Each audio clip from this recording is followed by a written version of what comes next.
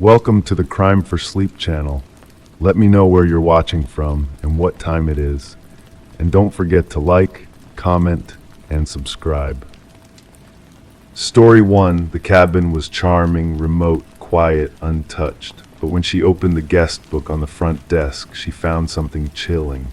Her own name written in shaky cursive next to a comment that read, "Please don't let him find me again." She had never been there before. I've always been drawn to small towns that rest just beyond the reach of civilization. Places where cell service fails and GPS coordinates become mere suggestions. That's how I found myself driving along a winding mountain road in early October, the kind of road where pine trees lean in from both sides, casting long, patient shadows across weathered asphalt. The Pinewood Lodge wasn't on any travel website. An old colleague had mentioned it once, a family-owned collection of cabins dating back to the 1950s, preserved like insects in amber, unchanged by time or trend. When my latest investigation had hit a wall, I decided a change of scenery might help clear my mind. As a private investigator specializing in cold cases, I'd learned that sometimes distance from a problem revealed solutions invisible up close. I arrived as afternoon light was bleeding into evening, that golden hour when shadows stretch and soften. The main office was a small cabin with wide windows and a porch furnished with 2 rocking chairs that moved slightly in the gentle breeze, as if recently vacated. A brass bell sat on the counter, its surface dulled by years of palms pressing against it. I let my fingers rest on the cool metal for a moment before ringing it, listening to the sound drift through the quiet space. Mrs. Harmon emerged from a back room, wiping her hands on a faded blue apron. She was in her 70s, with silver hair pulled into a loose bun and eyes that crinkled at the corners when she smiled. The kind of person who seemed to have spent a lifetime watching and noticing. "You must be Mr. Wilson," she said, her voice warm like honey and tea. "We've got you in cabin 7 down by the lake. Not many guests this time of year. You'll have plenty of quiet." Quiet was exactly what I needed. As she gathered my paperwork, I noticed a leather-bound book on the counter, its spine cracked from years of use. The guest book, something I hadn't seen in years, a relic from before online reviews and star ratings. "Feel free to sign before you leave," Mrs. Harmon said, noticing my gaze. "Been keeping that since my father-in-law opened this place in '53. Some families have been coming back for generations. It's like a history book of sorts." I nodded, accepting the old brass key she handed me.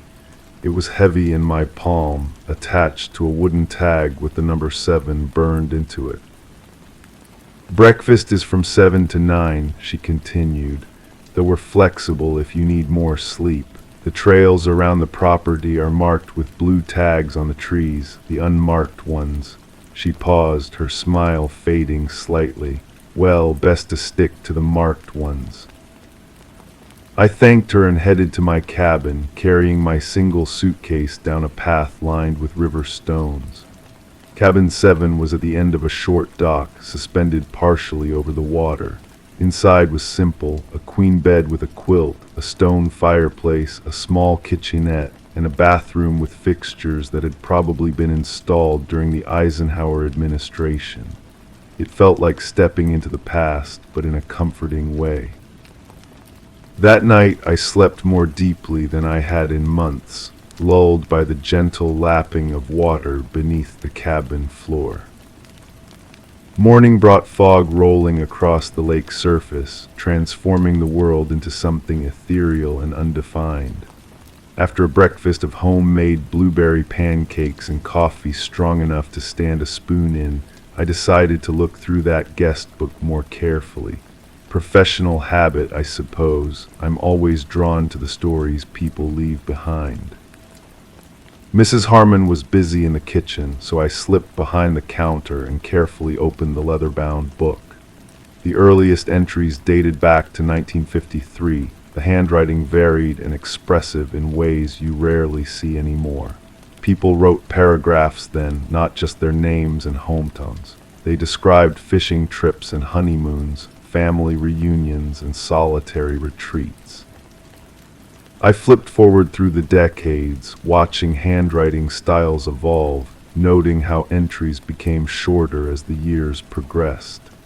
Then I reached the entries from last year and a name caught my eye, Elaine Curtis. It wasn't just that I recognized the name. It was that the handwriting matched the style of letters I'd found in a cold case file I'd been reviewing for the past 3 months. A case involving a woman who had disappeared from her apartment in Seattle 18 months ago. The handwriting was unmistakable, the same distinctive way of connecting the R and I in her first name, the same slight slant to the right. Beside her name was a cryptic comment, "Please don't let him find me again." I felt a chill run through me despite the warmth of the morning. According to the file, Elaine Curtis had never been found. Her apartment had been left intact, dinner half prepared on the stove, television still on, no signs of struggle. She had simply vanished, leaving behind confused friends, colleagues, and a boyfriend who had been investigated and cleared due to a solid alibi. Yet here was her name, written in a guest book at a remote mountain lodge, dated 6 months after her disappearance.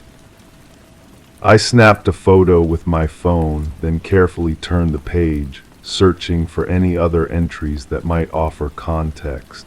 There were none from the same date. The next entry was from a family who had stayed 2 weeks later. When Mrs. Harmon returned to the front desk, I casually asked about the woman who might have stayed in cabin 7 last April. "Oh, we don't often rent that one in early spring," she said, adjusting her glasses to look at me. "The lake makes it awfully damp that time of year. I believe it was empty until May." Yet there was Elaine's name, dated April 17th of the previous year. "Is there any chance someone might have stayed without an official reservation?" I asked, keeping my tone conversational. "Maybe a friend of the family or someone who knows the area." Something flickered across Mrs. Harmon's face, not quite suspicion, but a subtle closing off. "My husband handles most of the bookings. He's fishing this morning, but you can ask him at dinner if you're curious." I thanked her and retreated to my cabin, the photo of the guest book entry burning a hole in my phone. Back in my room, I pulled out the case file I'd brought with me, a habit I couldn't break, carrying work even on supposed breaks. Elaine Curtis, 34, financial analyst for a mid-sized firm in Seattle, reported missing by her boyfriend when she didn't return his calls for 2 days. No history of mental health issues, no financial problems, no apparent enemies. The photo included in the file showed a woman with chestnut hair cut in a practical bob, serious eyes, and a smile that seemed to be holding something back. Not the kind of person who disappeared without reason. I spread the contents of the file across the bed, interview transcripts, financial records, the preliminary police report. Then I called my contact at the Seattle PD. "Wilson, I'm off the clock and about to tee off," Detective Marquez answered. "This better be good." "Elaine Curtis," I said without preamble. "Did anyone check if she had connections to the Cascades, specifically a place called Pinewood Lodge?" That missing financial analyst, man, that case went cold fast. Boyfriend was in Portland at a conference with 50 witnesses, no forensic evidence in the apartment, bank accounts untouched. He paused, and I could hear the rustle of wind through his phone. No mountain connections that I recall. Why? I explained about the guest book, trying to keep the excitement from my voice. "Could be a different Elaine Curtis," he said skeptically. or a hoax. Wouldn't be the first time someone's played games with a cold case. The handwriting matches samples from her apartment, and who would come all the way out here to fake an entry in a guest book nobody reads. He sighed. I'll make some calls on Monday, see if we can get someone to check it out officially. In the meantime, don't play detective with the locals. Last thing we need is you spooking a potential witness. After hanging up, I spent the afternoon hiking the marked trails, my mind circling around that single line, please don't let him find me again. If Elaine was running from someone, who was it? And why had official investigations found no evidence of stalking or threats? When I returned to the lodge for dinner, Mr. Harmon had returned from his fishing trip. He was a large man with weathered hands and a full beard streaked with gray. Unlike his wife, his eyes didn't crinkle when he smiled. They remained watchful, assessing. Over a dinner of fresh-caught trout and roasted potatoes, I carefully brought up the subject of guests who might arrive unannounced or stay off the books. Doesn't happen, he said flatly. My wife handles the books with German precision. Mrs. Harmon smiled at this, though something in her expression seemed strained. Though we did have that one young woman last spring, she said carefully. The one who arrived very late, paid cash for a week. Mr. Harmon's fork paused halfway to his mouth. That was an exception, he said, his voice lower. She was in trouble. What kind of trouble? I asked, keeping my tone casual. The silence stretched just a beat too long before he answered. Car trouble, broken down on the pass, stayed until parts came in for the repair shop in town.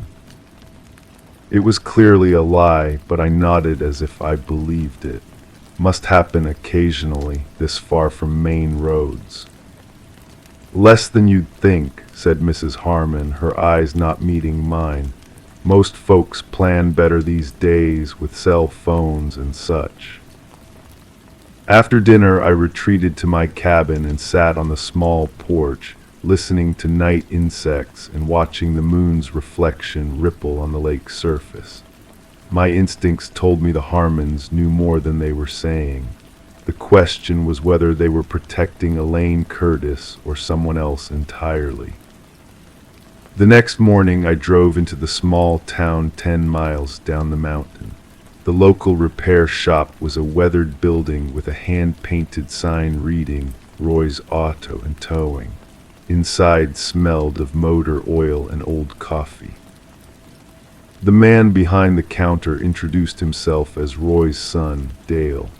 When I asked about a woman whose car might have broken down on the pass last April, he shook his head.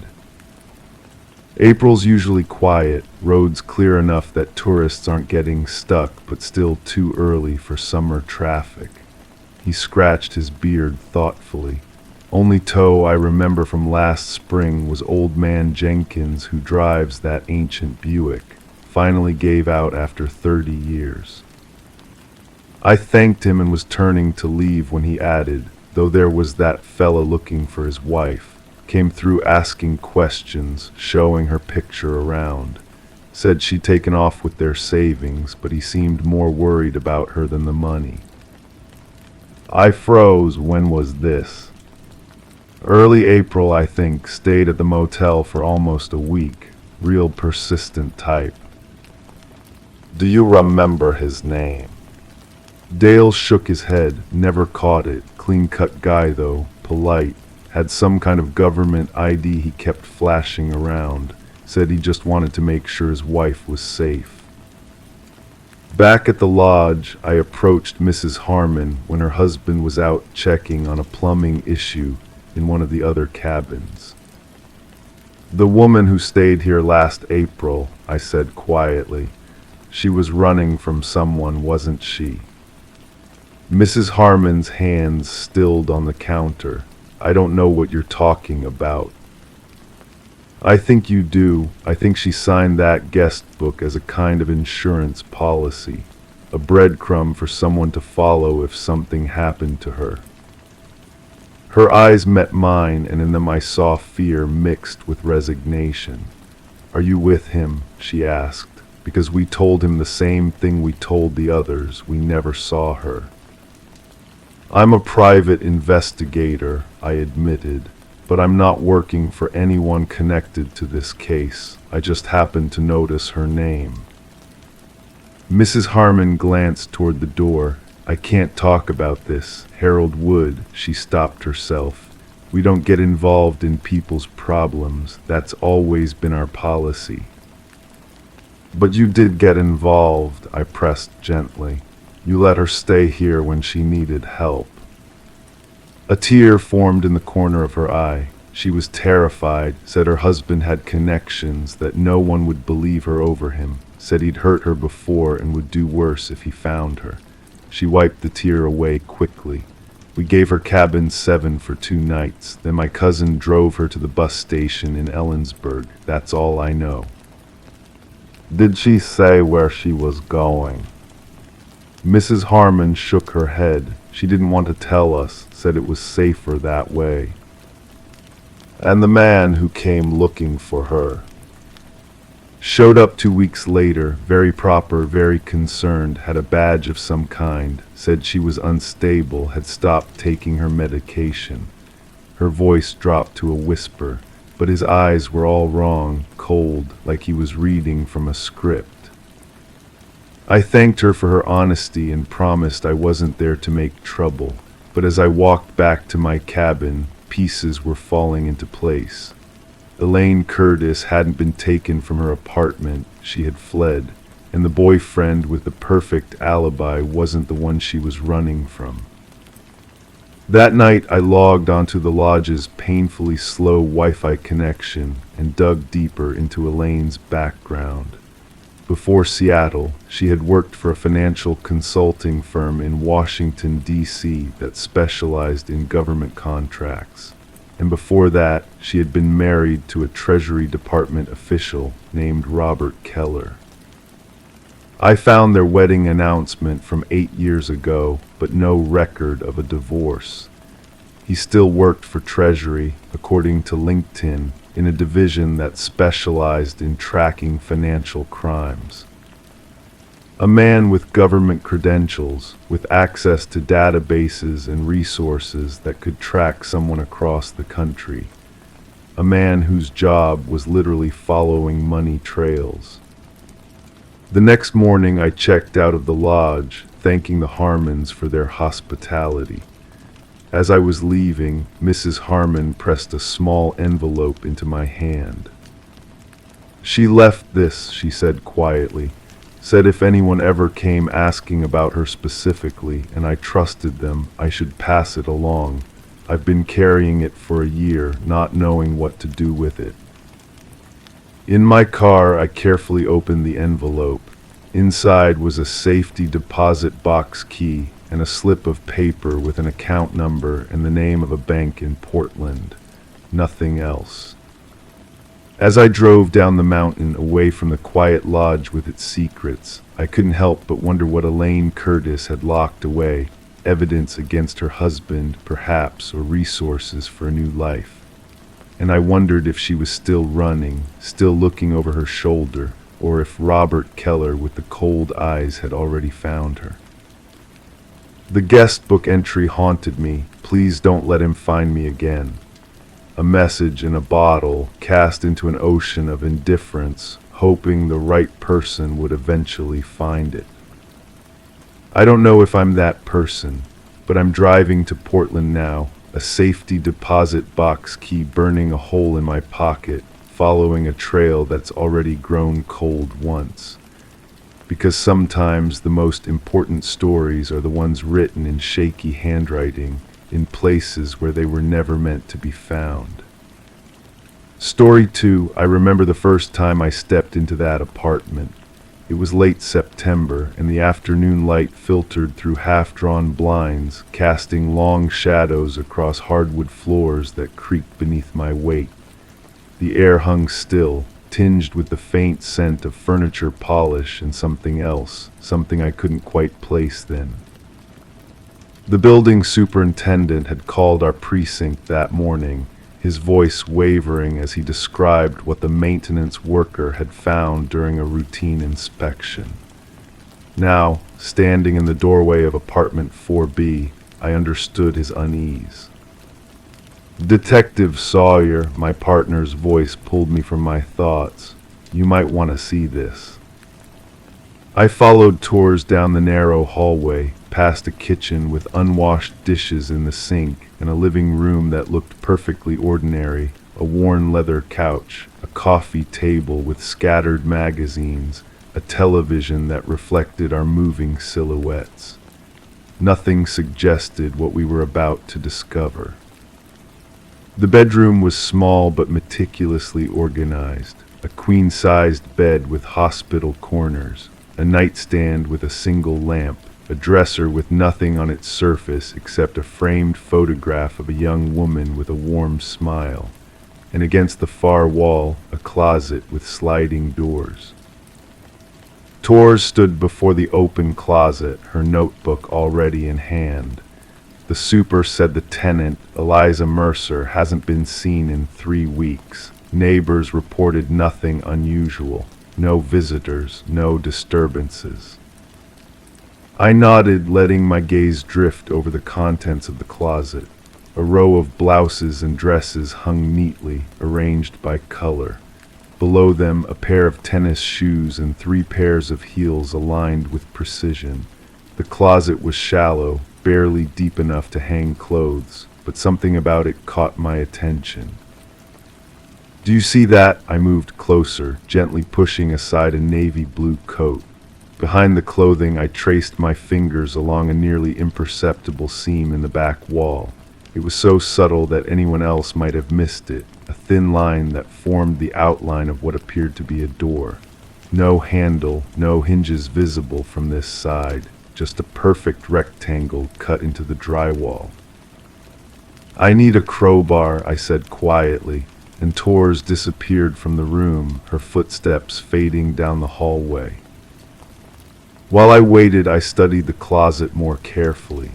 The apartment had been renovated, that much was clear from the fresh paint and updated fixtures, but according to the building plans Tors had pulled up on her tablet, no modifications had been made to the closet spaces. This wall shouldn't have had anything behind it except the neighboring apartment, but that apartment's layout was a mirror image of this one, which meant this wall should back up to their living room, not another closet. Tors returned with a small pry bar from the maintenance worker's toolbox. I worked it carefully into the seam where the hidden door met the wall, applying gentle pressure until I felt something give way. A soft click, and the panel shifted slightly inward. "Ready," I glanced at Tors, who had positioned herself beside me, one hand hovering near her service weapon. I pushed the panel and it swung inward without a sound, revealing darkness beyond. Tors shone her flashlight past me, illuminating what appeared to be a perfect replica of the closet we were standing in, same dimensions, same depth.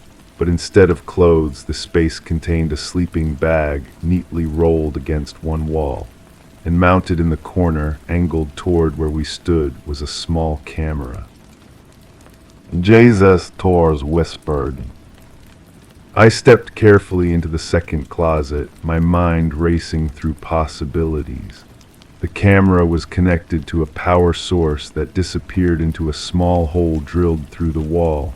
Recent model, wireless capability. I resisted the urge to touch it, instead scanning the rest of the small space with my flashlight. In the corner sat a small cooler. Next to it, a plastic container held energy bars, beef jerky, and bottles of water. Beneath the sleeping bag was a notebook, its edges worn from handling. I crouched down, using my pen to flip it open to the first page. September 1st, he moves predictably. Shower at 6:15 a.m., coffee while checking phone, leaves by 7:30, returns between 5:45 and 6:30 p.m., weekends variable. I flipped through more pages, each filled with similar observations, times, notes about phone calls Eliza had made within earshot of the closet. The handwriting was neat, methodical, the work of someone patient, someone who could wait for hours in a confined space, listening, watching.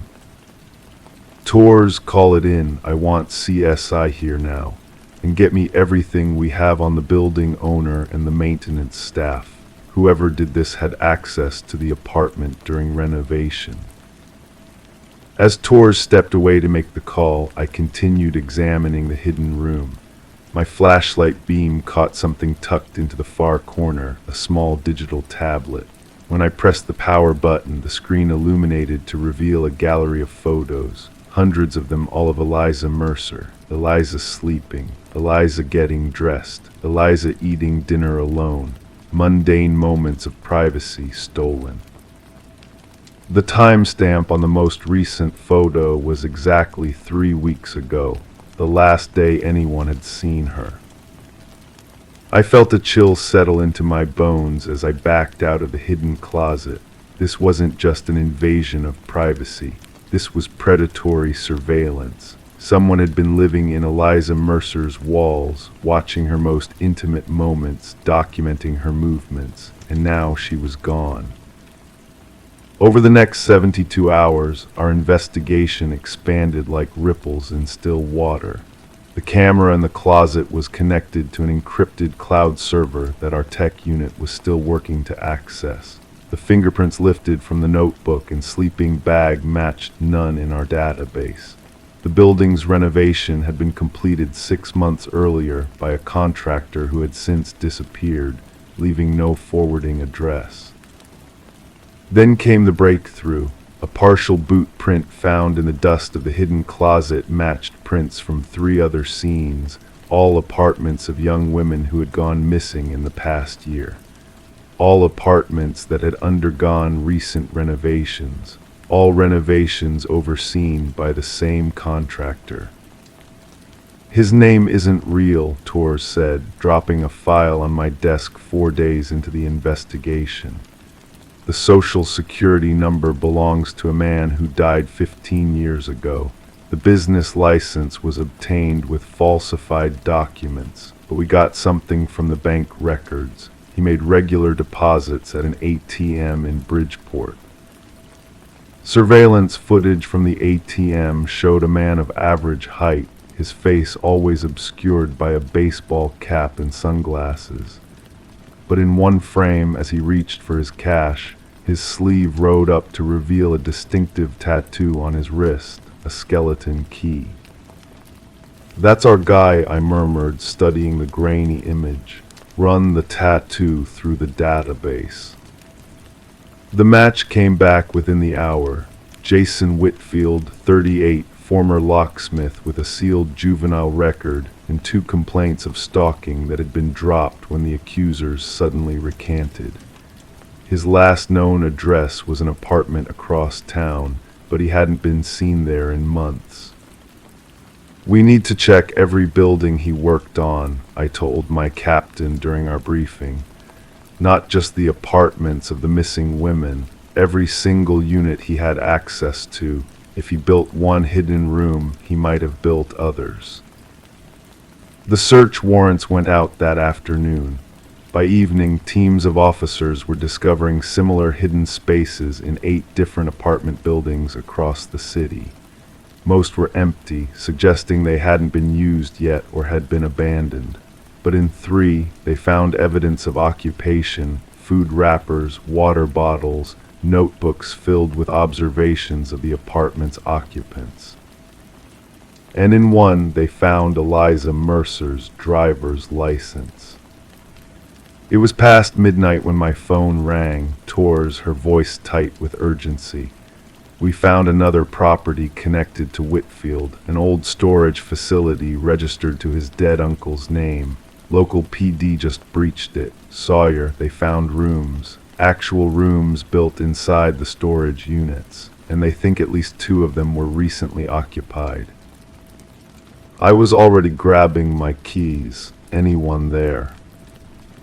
No, but they found personal items belonging to all 4 missing women, and maps, detailed layouts of apartment buildings all over the city, with units circled in red, some with check marks next to them.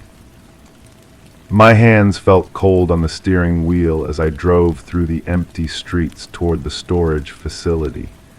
The implications were clear. Whitfield wasn't just watching these women, he was taking them, and the circled apartments on those maps suggested he wasn't finished. The facility was ablaze with police lights when I arrived. Evidence technicians moved in and out of a large corner unit, their faces grim. Inside, I found myself standing in what looked like a workshop. Power tools hung on pegboards. Sheets of drywall leaned against one wall, and at a drafting table in the center sat detailed architectural plans for apartment renovations, each with hidden spaces carefully designed to be invisible once completed. Beyond the workshop were 4 small rooms, each just big enough for a cot and a bucket. 3 were empty. In the 4th, a forensics officer was photographing a wall where someone had scratched a series of dates with what appeared to be a fingernail. The dates matched the disappearances, the officer said without looking up. He was keeping them here. But where were they now, and where was Whitfield? The answer came 2 days later, when a patrol officer spotted a van matching the description of Whitfield's vehicle parked outside an apartment complex in the south side of the city. The complex was undergoing renovations. According to the property manager, work had begun just 3 weeks earlier. We approached with caution, evacuating residents quietly while tactical teams took position. The unit under renovation was on the 4th floor at the end of a long hallway. As we moved down the corridor, I could hear the rhythmic sound of hammering coming from inside. What happened next unfolded with a surreal clarity that I still replay in my mind during sleepless nights. The door splintering under the battering ram, the shouts of officers as they flooded the apartment. The look of utter surprise on Jason Whitfield's face as he turned from his work, the construction of another hidden closet, another observation post, another hunting blind. He surrendered without resistance, his eyes vacant as we placed him in handcuffs. But it wasn't until we processed the scene that the true horror of his operation became clear. In his van, we found plastic tubs containing the personal effects of each missing woman, jewelry, phones, ID cards, trophy collections. We also found receipts for concrete and industrial chemicals. It took cadaver dogs 2 days to locate the site, an abandoned quarry 20 miles outside the city limits. The forensics team is still processing the area, their work hampered by the effects of the chemicals Whitfield used, but they've already recovered enough to confirm our worst fears. Whitfield sits in interrogation now, silent except for one chilling statement he made during processing. They never look behind the clothes. They never check for a second door. I think about that apartment sometimes, about how many times I've opened my own closet door since then and resisted the urge to press my palm against the back wall, checking for seams that shouldn't be there. About how many people live their lives unaware of hidden spaces just inches away, where someone might be watching, waiting, making notes about their most private moments. And I wonder about those other apartments on Whitfield's maps, the ones without check marks, the renovations not yet complete, the closets still being built, the second doors waiting to be discovered. Story 3, I remember the stillness of that afternoon, the kind of heavy quiet that makes you aware of your own breathing. The abandoned trailer sat at the end of a long dirt road, partially hidden by overgrown brambles that scratched against my car as I pulled up. Sheriff Cooper had called me in as a consultant. I'd worked with the department before on cases that required a forensic anthropologist's perspective. But his voice on the phone had a quality I hadn't heard before, a hesitation. "You need to see this yourself," was all he'd said. The gravel crunched beneath my boots as I approached the trailer. Its once white exterior had faded to a sickly gray, windows clouded with years of neglect. Deputy Martinez stood by the door, his usual confident posture replaced by something more guarded. He nodded silently as I approached, then stepped aside. "How long has it been abandoned?" I asked, pausing at the threshold. "Property records show no one's lived here for nearly 7 years," he replied. "Owner died without heirs. County's been trying to claim it for back taxes." The door creaked as I pushed it open. That first breath inside hit me with the mustiness of abandonment, dust, mildew, deteriorating fabric. Sunlight filtered through dirt-crusted windows, illuminating dancing dust particles in narrow beams. The living area was sparse, a worn couch with exposed springs, a coffee table on its side, outdated magazines spilled across warped floorboards. Everything was coated in a uniform layer of dust, undisturbed, forgotten. Everything except the path recently cleared through the center of the room. I followed the trail of footprints through to what had once been the kitchen. Cabinets hung open, some doors dangling by a single hinge. Countertops were empty save for a dead cockroach and scattered mouse droppings.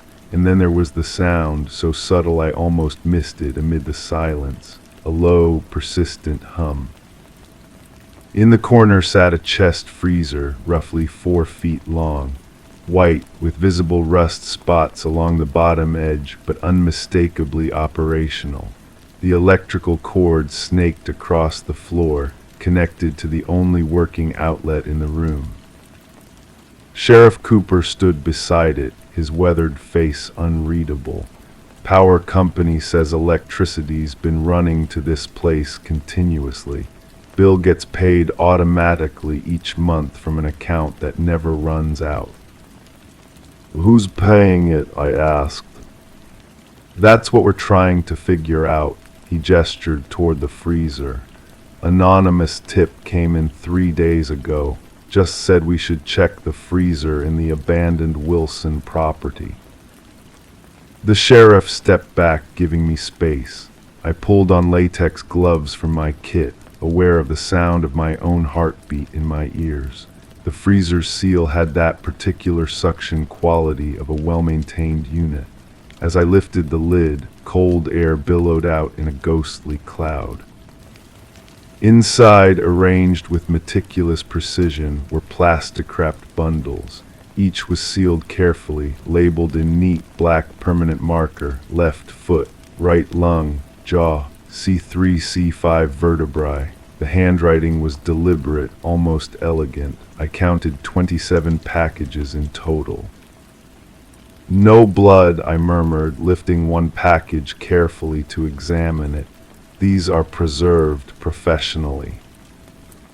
The specimen in my hands was labeled right index finger through pinky. Through the clear plastic, I could see 4 fingers, seemingly intact, with clean cuts at the proximal ends. The flesh was pale but showed no decomposition or freezer burn.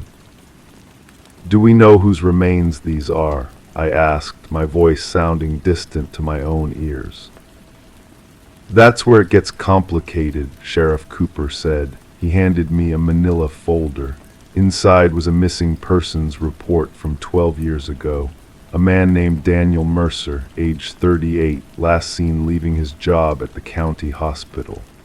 The photo showed a thin-faced man with tired eyes and a tentative smile. "Mercer was a surgical technician," Cooper continued. "Divorced, lived alone. Colleagues said he'd been acting strangely before he disappeared, more withdrawn than usual. They assumed he'd moved away without saying goodbye." I placed the packaged fingers back in the freezer with careful precision and examined another bundle labeled left temporal bone.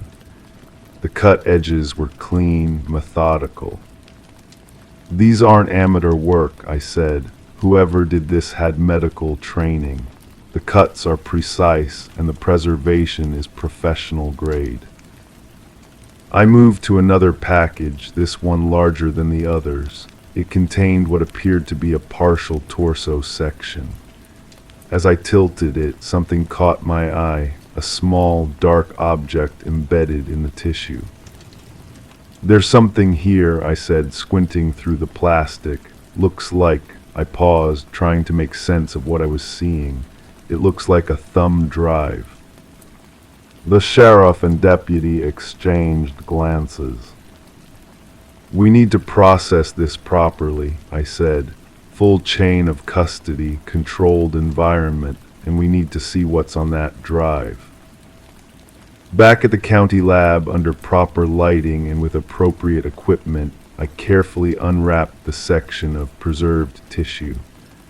The thumb drive was sealed in its own small plastic pouch, inserted into an incision that had been sutured closed around it. Professional stitches, hospital grade. The IT specialist took the drive with gloved hands. We gathered around her computer screen as she scanned it for viruses, then opened the only file it contained, a text document. "If you're reading this, I've successfully become my own final project," the document began. "My name is Daniel Mercer, and by the time you find this, I will have transformed myself from a person into a puzzle." The room fell silent as we continued reading. Mercer described in clinical detail how he had diagnosed himself with a rare neurodegenerative disease, one that would slowly destroy his mind while leaving his body intact. Rather than suffer through the deterioration, he had devised what he called the perfect exit. "I've spent my career preparing others for the surgeon's knife," he wrote. "Now I prepare myself. Each piece of me will be preserved, labeled, stored. I become a specimen of my own creation. The electricity will keep running, the freezer will stay cold. Eventually, someone will wonder, someone will find me, and in finding these pieces, you have made me whole again."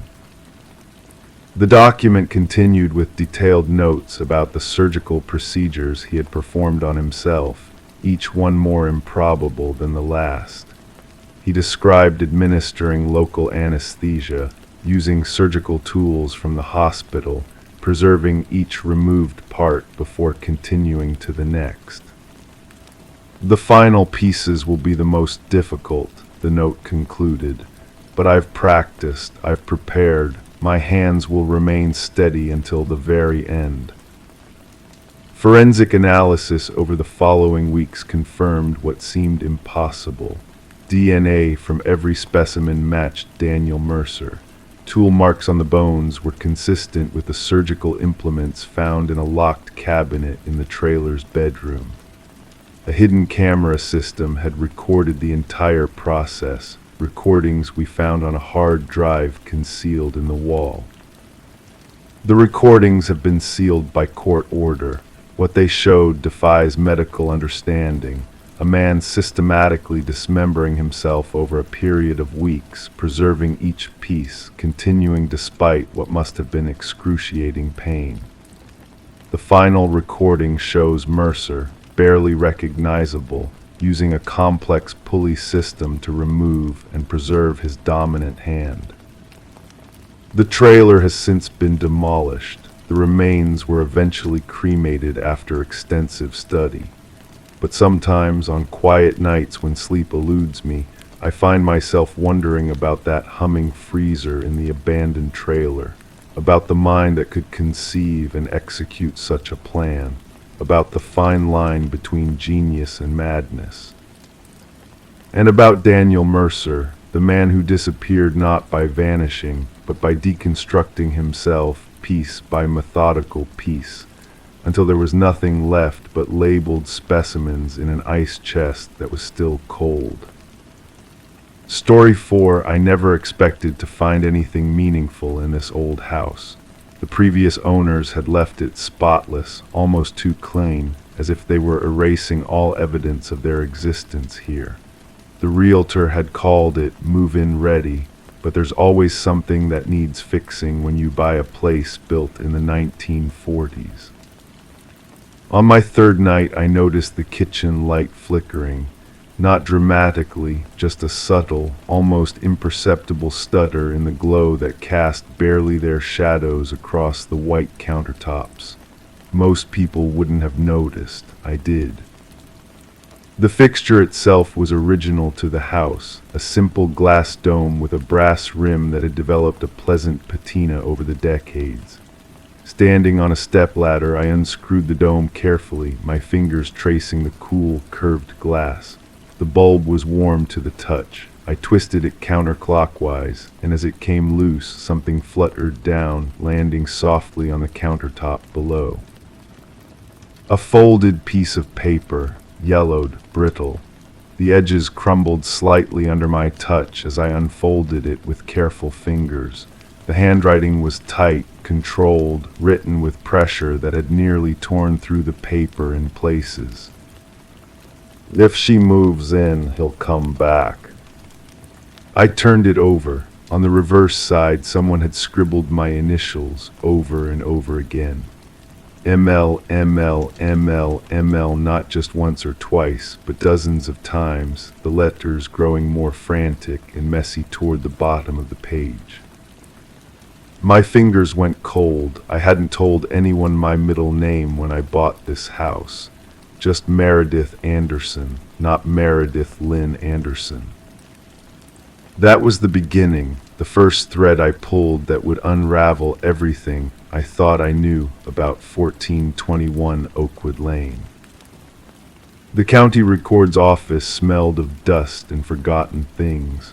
The clerk, a woman in her 60s with kind eyes behind thick glasses, looked up as I approached her desk. The fluorescent lights hummed overhead, casting everything in a clinical blue-white glow that made the skin on my arms look almost translucent. I need to know the history of 1421 Oakwood Lane, I said, my voice sounding steadier than I felt.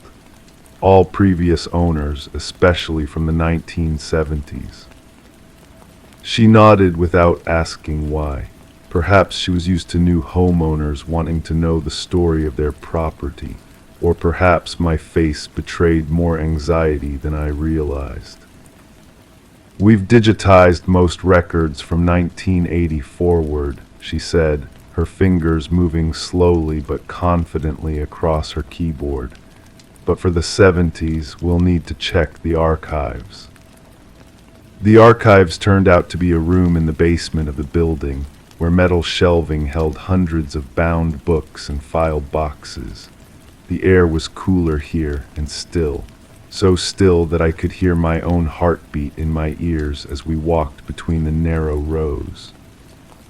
Property records for Oakwood Lane, she muttered, running her finger along the spines of several large books before pulling one out.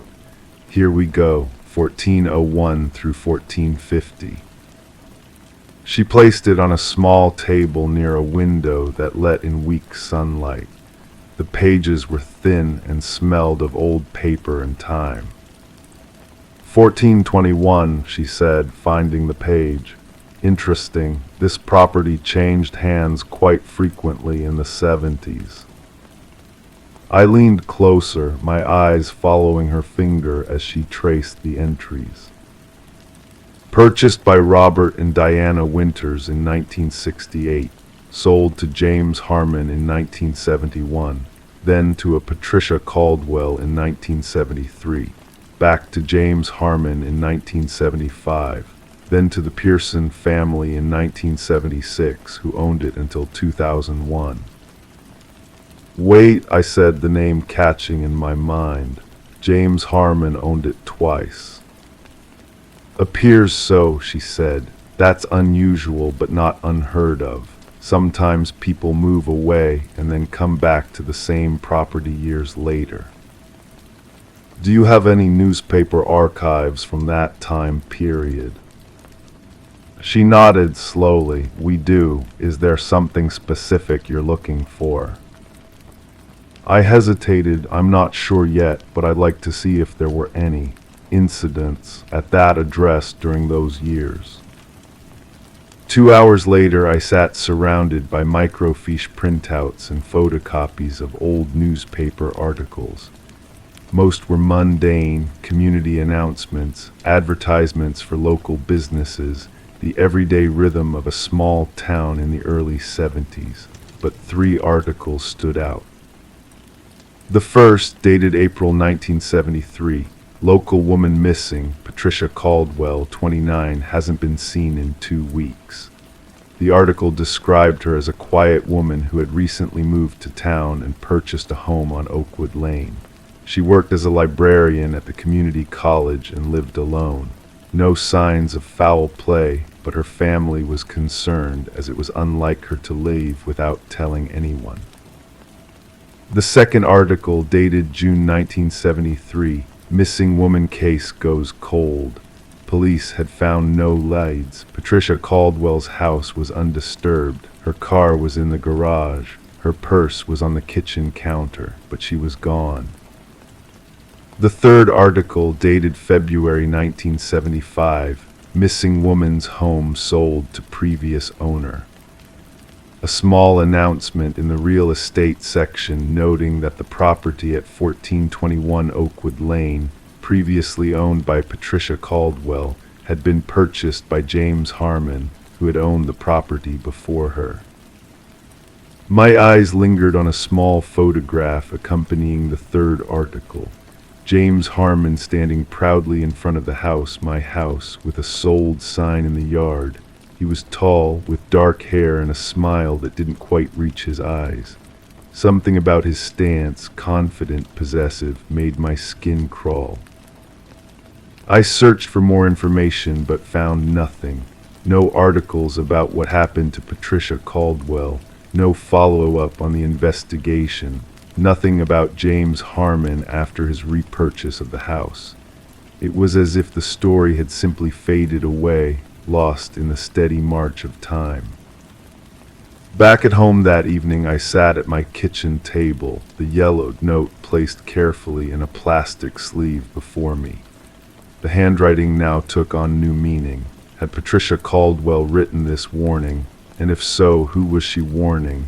And how could she have known my initials decades before I was even born?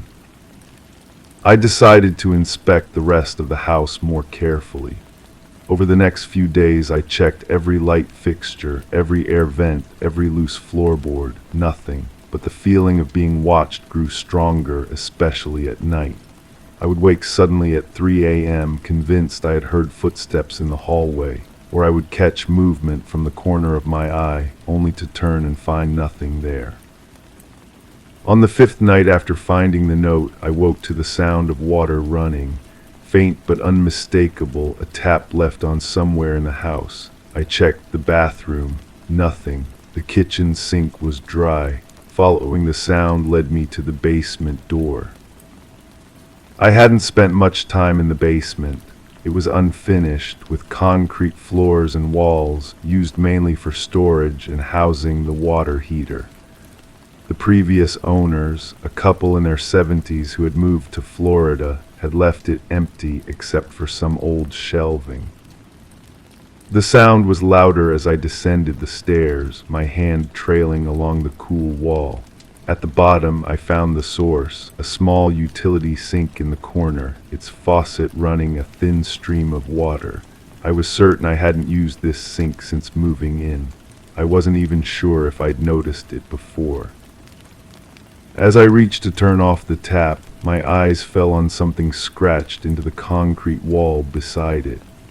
Letters carved with what must have been desperate urgency. Nemel help. My initials again, and beneath them, almost too faint to see. Well, he came back. I stumbled backward, my heart hammering against my ribs. The water continued to run, the sound now seeming louder, more insistent. I forced myself to step forward and twist the handle. The water stopped, but the silence that followed was somehow worse, heavy and expectant. That night I stayed in a hotel.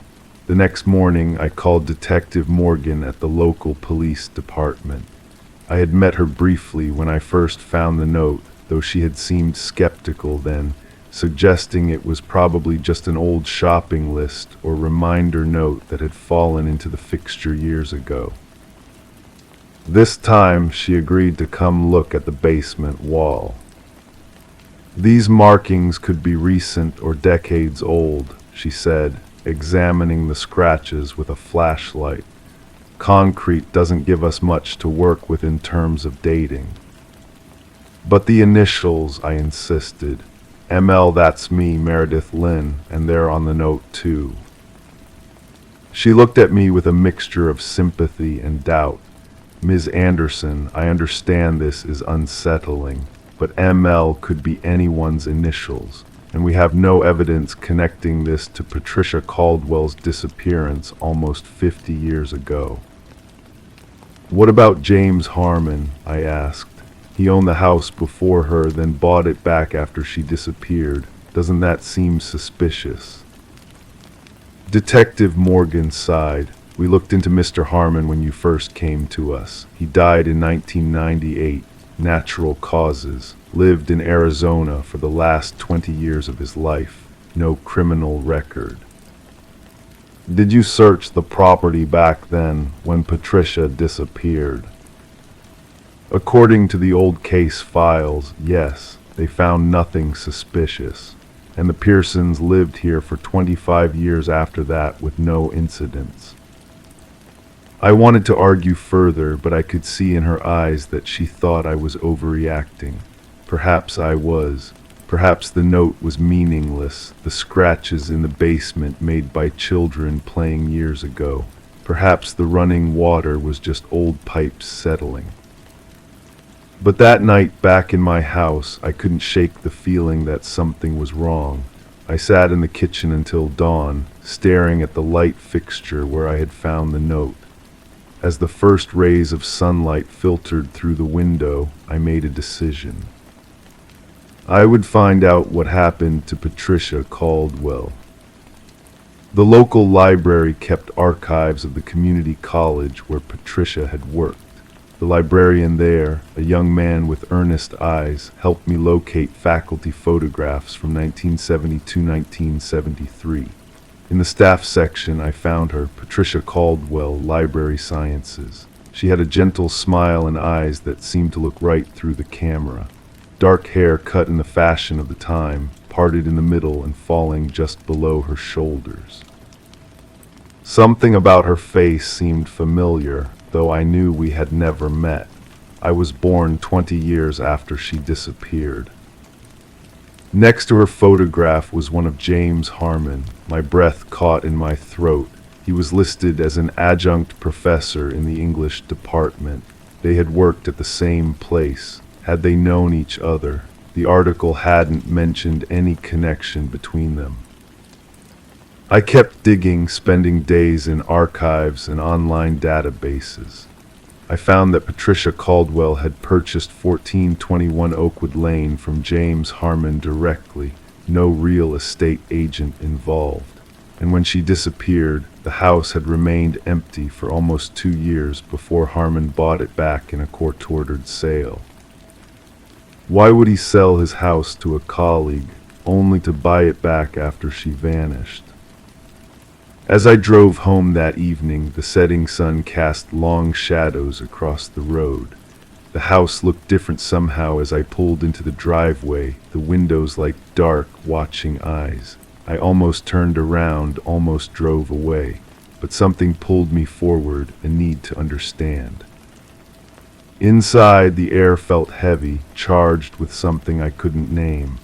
I went straight to the kitchen and stared at the light fixture, now containing a new bulb. What else was hidden in this house? What other secrets were buried in its walls? On an impulse, I pulled out the stepladder again and removed the glass dome. Nothing fell out this time, but as I shone my phone's flashlight into the ceiling space, I noticed something, a slight discoloration in the drywall, a rectangular shape about 6 inches long. Using a kitchen knife, I carefully pried at the edges. A small section of drywall came loose, revealing a space behind it, and in that space was a small, leather-bound book, a diary, Patricia Caldwell's diary.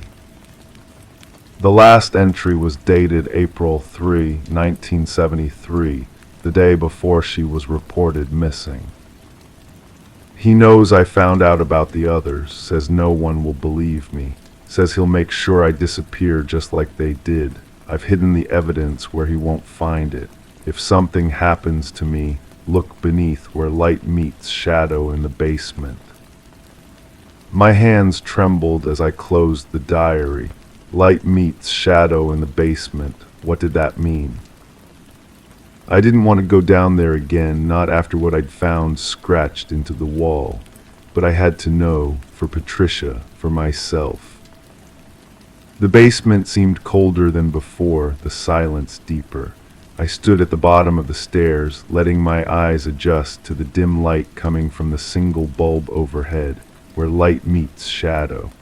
I studied the patterns on the floor, the way the light from above cast a circular pool of illumination that faded into darkness at the edges. There, where the circle of light from the bulb met the shadow cast by one of the support beams, a section of concrete that looked slightly different from the rest, newer perhaps. I knelt down, running my fingers over the surface. It was smooth, unlike the rough texture of the surrounding floor, a patch, a repair. I called Detective Morgan again that night. This time she brought a forensic team. They broke through the concrete patch and found what Patricia Caldwell had hidden almost 50 years ago. A metal box containing photographs, letters, and newspaper clippings about 3 other women who had gone missing between 1968 and 1972. All had connections to James Harmon, and beneath the box were human remains. DNA testing would later confirm it was Patricia Caldwell. In the following weeks, police would find evidence linking James Harmon to the disappearances of all 4 women. They would discover that he had a pattern befriending women who lived alone, selling or renting them properties he owned, and then making them disappear. But one question remained unanswered, the note in the light fixture with my initials. It wasn't Patricia's handwriting. The forensic analyst confirmed that, so who had written it, and how had they known my initials decades before I was born? The detective suggested it was likely a coincidence. Perhaps the initials stood for something else entirely. Memory lapse or main light or any number of possibilities. The human mind seeks patterns, she said, sees connections even where none exist. I accepted her explanation because I had to, because the alternative was too unsettling to contemplate. I sold the house 6 months later.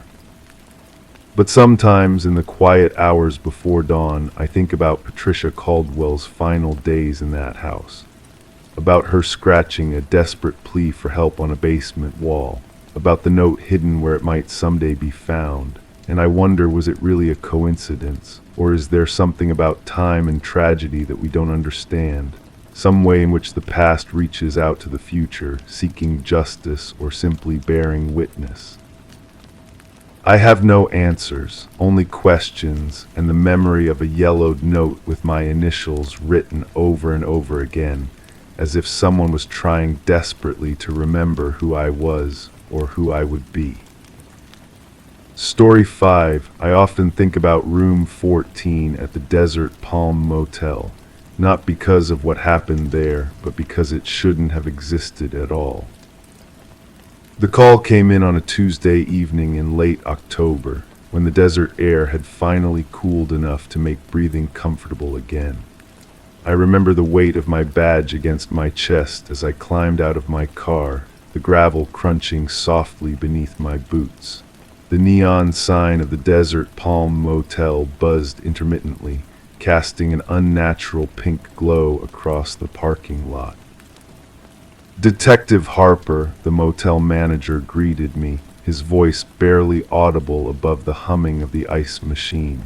He was a thin man with perpetually hunched shoulders, as if carrying an invisible burden. "I've kept everyone away from the area, just like you asked." I nodded, appreciating his cooperation. "Show me what you found, Mr. Delaney." He led me down a dimly lit hallway, the carpet worn thin from years of travelers passing through. The smell of old cigarette smoke clung to the wallpaper despite the no smoking signs posted every few feet. "The thing is," Delaney said, his voice dropping to a whisper, "we don't have a room 14, never have. This motel was built in '72 and the owner was superstitious, skipped from 13 straight to 15. I glanced at the numbered doors as we passed them. 11, 12, 13, and then 15. He was right. But the woman who called in the reservation specifically asked for room 14, he continued. I thought it was a mistake, told her we didn't have one. She insisted, said she'd stayed there before. We reached the end of the hallway where it terminated in a blank wall. The last door was labeled 13, its brass numbers slightly tarnished. Delaney pointed to what I had initially mistaken for a maintenance closet, a narrow door, unpainted, with no room number. I've worked here 7 years, he said, his fingers trembling slightly as he handed me a master key. Never noticed this door before yesterday. I took the key but tried the handle first. It turned easily. The hinges creaked softly as the door swung open, revealing a room that shouldn't have been there. It was fully furnished, a queen-sized bed with crisp white sheets, a nightstand with a lamp casting a warm glow, a small desk by the window. Everything was immaculate, untouched, as if waiting for a guest who never arrived.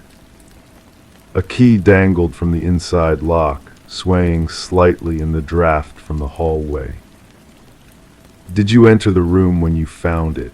I asked, my eyes drawn to the small black object mounted in a corner near the ceiling. No, sir, just opened the door and called you right away. I nodded, slipping on latex gloves before stepping inside. The carpet was plush beneath my feet, newer than the hallway outside. The air smelled faintly of lavender, a hotel air freshener perhaps, but there was something else beneath it, something metallic. The camera in the corner was small, professional grade, aimed directly at the bed. A red light indicated it was recording. Mr. Delaney, I called without turning around. When did you say the woman made this reservation? 3 days ago. She was supposed to check in yesterday, never showed. I moved deeper into the room, noting the absence of dust on any surface. On the desk sat a leather-bound notebook, closed, with a fountain pen placed precisely parallel to its edge. When I opened it, the pages were blank except for a single line on the first page. She will come back, they always do. The handwriting was elegant, deliberate, with heavy pressure on the downstrokes. In the bathroom, the towels were folded perfectly, the complementary toiletries arranged in a straight line. The shower curtain was pulled closed. Something compelled me to slide it open slowly, the metal rings scraping against the rod with a sound that sent chills down my spine. The bathtub was empty, gleaming white, except for a small drain cover that appeared newer than the tub itself. I knelt down, the knees of my slacks pressing against the cold tile floor. Using my pen light, I examined the drain more closely. The screws were recent, with no rust or limescale buildup. I removed a small multi-tool from my pocket and carefully unscrewed the cover. Inside the drain was a small USB drive, sealed in waterproof plastic. I pocketed the drive and continued my examination of the room.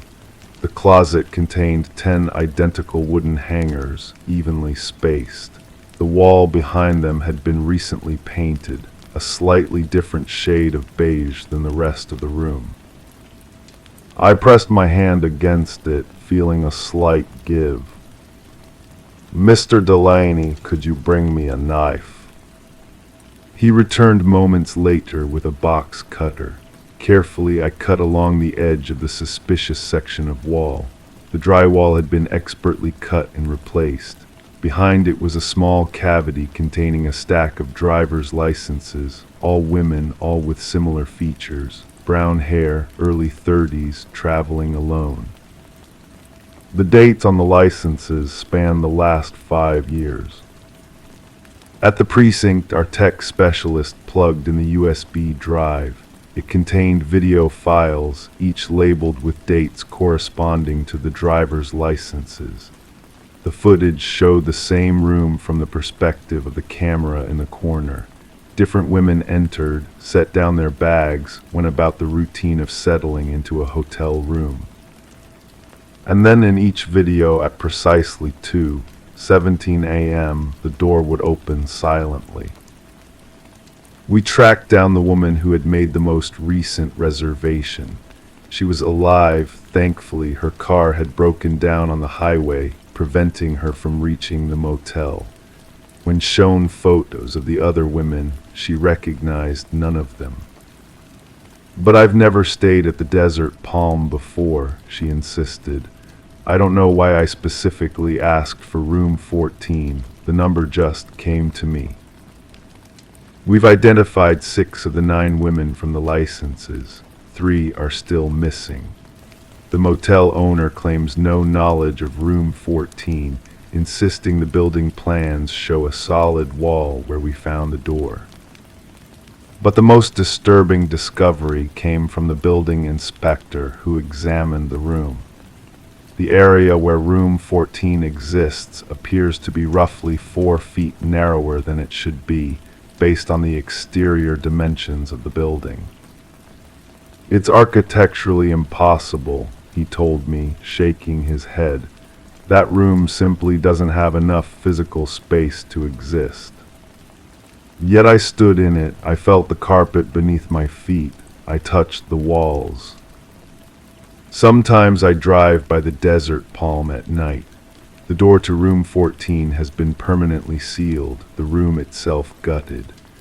But on certain nights, when the neon sign flickers just right, I swear I can see a light coming from behind that sealed door, warm and inviting, waiting for someone to turn the key that still dangles in the lock. We never found who was opening that door at 2:17 a.m. We never discovered how those women were lured specifically to a room that shouldn't exist. And sometimes when my phone rings in the middle of the night, I find myself hoping it's not another call about room 14, or worse, rooms 24, 34, or 44 that might be waiting, undiscovered, in motels across the country. Because deep down I know, whoever created that impossible room is still out there, watching, waiting for someone else to request a room with no number. Story 6. I remember the first time I saw it.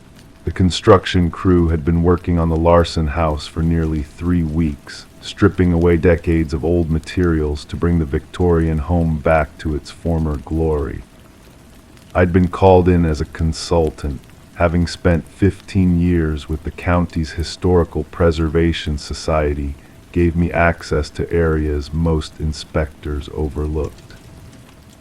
The air was thick with dust that afternoon, floating particles catching the late October sunlight that streamed through the tall, uncovered windows. The foreman, Mike, had asked me to look at something they'd found in what was meant to be the nursery on the second floor. His voice over the phone had been steady but strained. "Not sure what to make of it," he'd said, "but I think you should see it before we call anyone else." The staircase creaked beneath my weight as I made my way up, the sound echoing through the partially gutted house. Each step felt heavier than the last, though I couldn't explain why. The hairs on my arms stood on end despite the warmth of the day. Mike was waiting for me in the doorway of the small room that overlooked the overgrown garden. His usual jovial demeanor had been replaced by something more solemn. He nodded toward the far wall where 3 of his men stood, their tools abandoned on the floor beside them. "We found it when we removed the drywall," he explained, his voice barely above a whisper. "Based on the layers, that wall was added sometime in the early 90s. Before that, this section was part of a larger room." I moved closer, the floorboards sighing beneath my feet. The men parted to let me through, their expressions guarded, and then I saw it. A single handprint pressed against the concrete foundation wall. The deep rust color left little doubt. This was blood, long dried but preserved behind the sealed drywall for decades. Beneath it, written in black marker, were 7 words that made my stomach tighten. I heard her cry for days. I remember how still the room became. The usual sounds of construction, hammering, drills, men calling to one another had ceased. Even the ambient noise from outside seemed muted, as if the house itself was holding its breath. "Have you touched anything?" I asked, already reaching for my phone. "No, ma'am," Mike replied. "Stopped work as soon as we saw it." Within an hour, the Larson renovation project had become a crime scene. Detective Thomas Lane arrived first, his weathered face betraying no emotion as he studied the handprint. I'd worked with Lane before on cases involving historical properties. He was methodical, patient, the kind of investigator who listened more than he spoke. The house was owned by the Carmichael family from 1985 to 2002, I told him as he took photographs of the wall. James and Alina Carmichael. They had 2 children when they moved in, daughters, if I remember correctly. Lane nodded, his camera clicking softly. Any records of renovations during that time? "I'd have to check the county archives, but this doesn't look like professional work." I gestured to the removed drywall. "The framing is irregular, and they use different materials than you'd typically see." The lab technicians arrived next, carefully collecting samples from the handprint and surrounding area.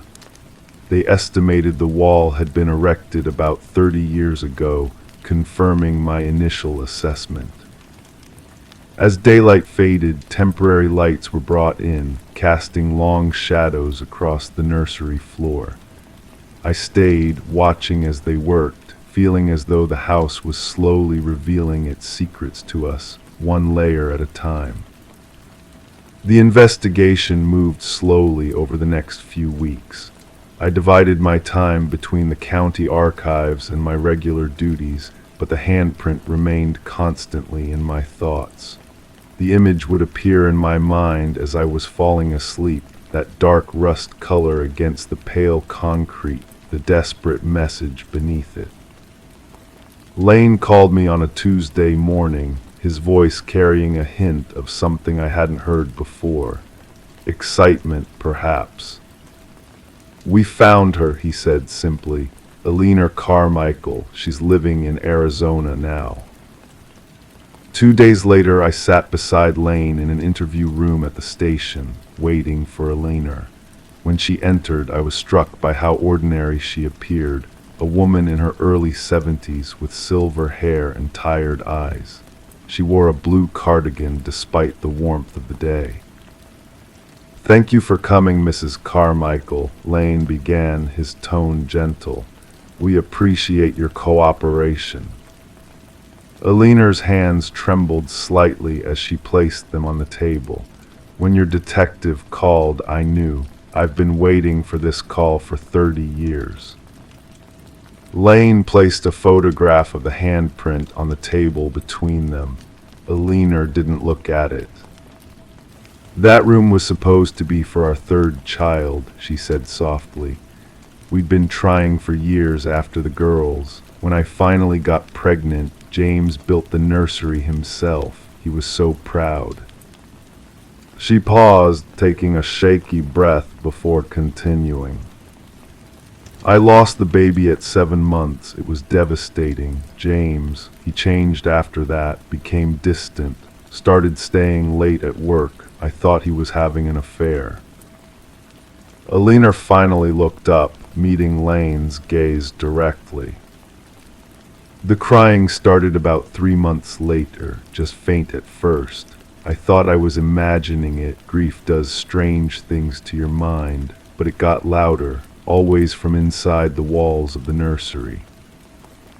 My skin prickled as she spoke. The interview room suddenly felt colder. James insisted he couldn't hear anything. He became angry when I mentioned it. Then one night I woke up alone. I found him in the nursery, just standing there in the dark, staring at the wall. When he saw me, he said we needed to move, that the house wasn't right for us anymore.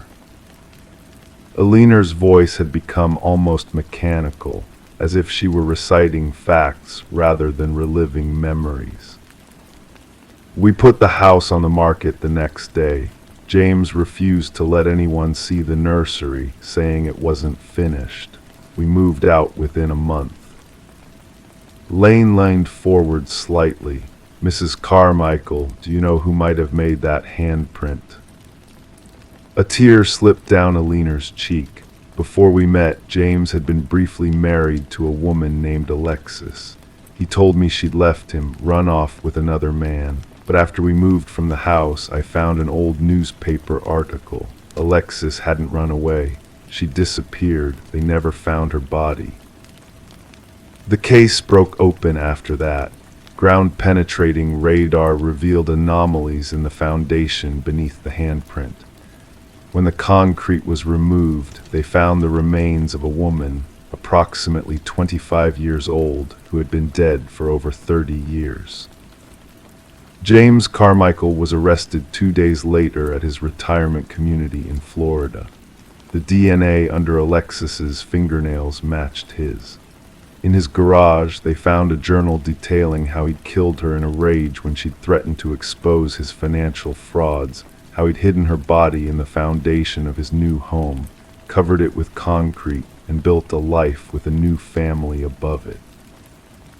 The last entry in the journal was dated the night Alina had found him standing in the nursery. It read, "The walls are too thin. She can hear everything." Sometimes when I drive past the Larson house, I slow down and look up at the second-floor window. The renovation was eventually completed, though the owners decided against using that room as a nursery. They call it a study now.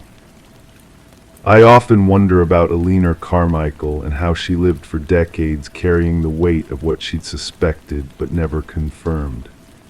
And I think about Alexis, whose final message had waited patiently behind that wall, a bloody handprint pressed against concrete, a silent testimony that eventually found its voice. Some secrets I've learned refuse to stay buried.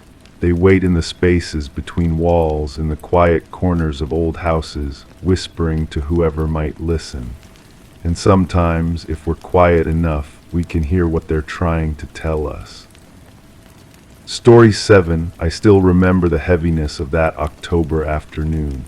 The air hung thick with the scent of rain-soaked earth and burning leaves as I made my way through the crowded aisles of the Westbrook Flea Market.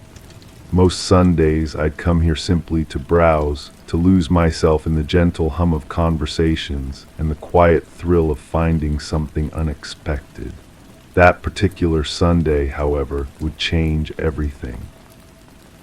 It sat on a folding table in the far corner, partially hidden behind a collection of tarnished silverware and dusty picture frames. A Victorian dollhouse, its wooden exterior weathered but intact. Something about it pulled me closer, perhaps the delicate craftsmanship or the tiny detailed windows with real glass panes that caught the dim light. Beautiful piece, isn't it? The vendor was an elderly man with eyes as gray as the clouds outside. Made in the 1940s, I believe, founded in an estate sale over in Millfield. I nodded, my fingers trailing along the miniature roof. May I look inside?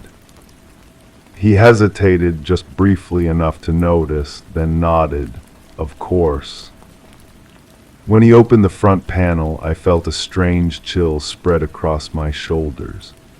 The interior was meticulously detailed, tiny wallpaper with faded floral patterns, handcrafted furniture placed with careful precision, miniature picture frames no larger than my thumbnail. But it wasn't the craftsmanship that made my breath catch. It was the layout. 3 bedrooms upstairs, a bathroom at the end of the narrow hallway. Downstairs, a living room that opened to a dining area, and behind that, a kitchen with a small door that would lead to a back porch. The arrangement was familiar, too familiar. "I'll take it," I heard myself say, before I'd even processed what I was seeing. On the drive home, the dollhouse sat on my passenger seat, secured with the seat belt as if it were a child. Rain began to fall, creating hypnotic patterns on my windshield as I drove the familiar route to my 1930s craftsman home, the one I'd purchased just 6 months ago. Inside my house, I placed the dollhouse on my coffee table and stood back. The resemblance was undeniable now. Every room, every doorway, every window placement matched my home perfectly. Even the bay window in the living room and the built-in bookshelves flanking the fireplace were replicated in perfect miniature. I moved closer, examining each room with mounting unease. In the tiny upstairs bedroom, the one that in my actual house served as my office, I noticed something that made my skin prickle. The window had a small crack in the corner, a delicate fracture in the glass that splintered outward like a spider's web. Slowly, I walked upstairs to my office and approached the window. There it was, the same crack in the same corner with the same pattern. A crack I'd noticed when I first moved in but had forgotten about until this moment. That night I couldn't sleep. The dollhouse sat downstairs, a perfect miniature echo of my surroundings. I told myself there had to be a logical explanation. Perhaps the dollhouse had been modeled after this very house decades ago. Perhaps the previous owners had commissioned it as a keepsake. In the morning, I called my real estate agent, Amanda, and asked about the history of my home. She promised to look into it and call me back. While waiting, I found myself drawn once again to the dollhouse, examining its rooms with both fascination and apprehension. It was then that I noticed something I'd missed before. In the miniature living room, behind the tiny sofa, was a small trapdoor built into the floor, a detail that didn't exist in my actual home. I ran my fingers over the real floorboards in that spot and felt nothing unusual. That afternoon, Amanda called back with information. My house had been built in 1934 for the Henderson family. They'd lived there for nearly 40 years until the disappearance of their daughter, Eliza, in 1972. After that, the house had changed hands multiple times. "Disappearance?" I asked, my mouth suddenly dry. "Yes," Amanda confirmed. She was 22, left home one evening and never returned. Quite the mystery back then, from what I understand. I thanked her and hung up, my gaze fixed on the dollhouse across the room. With careful fingers, I pried at the tiny trapdoor in the dollhouse floor. It lifted easily, revealing a miniature compartment beneath. Inside was a folded piece of paper no larger than a postage stamp. With tweezers from my kitchen drawer, I extracted it and unfolded it under the light. Written in microscopic but perfectly legible script was a name and date: Eliza Henderson, July 16, 1972. I sat motionless for several minutes, processing what I'd found. Then, moving with deliberate slowness, I went to the spot in my living room that corresponded to the trapdoor's location in the dollhouse. I knelt down and examined the floorboards. They looked like all the others, solid, worn, unremarkable. But as I ran my fingers along the edges of one board, I felt a slight give. Heart pounding in my chest, I used a kitchen knife to pry at the edge until the board lifted, revealing a narrow space beneath. Inside was a small, leather-bound journal. The cover was cracked with age, the pages yellowed and delicate. On the first page, written in elegant script, property of Eliza Henderson. Over the next several days, I read Eliza's journal in the quiet hours of early morning when the world outside remained dark and still. Her entries began ordinary enough: musings about her job at the local library, complaints about her overbearing mother, dreams of moving to Chicago someday. But as the entries progressed toward July 1972, they became increasingly disturbed. Eliza wrote about feeling watched in her own home, about items moving from where she'd left them, about hearing footsteps in the hallway at night when her parents were away.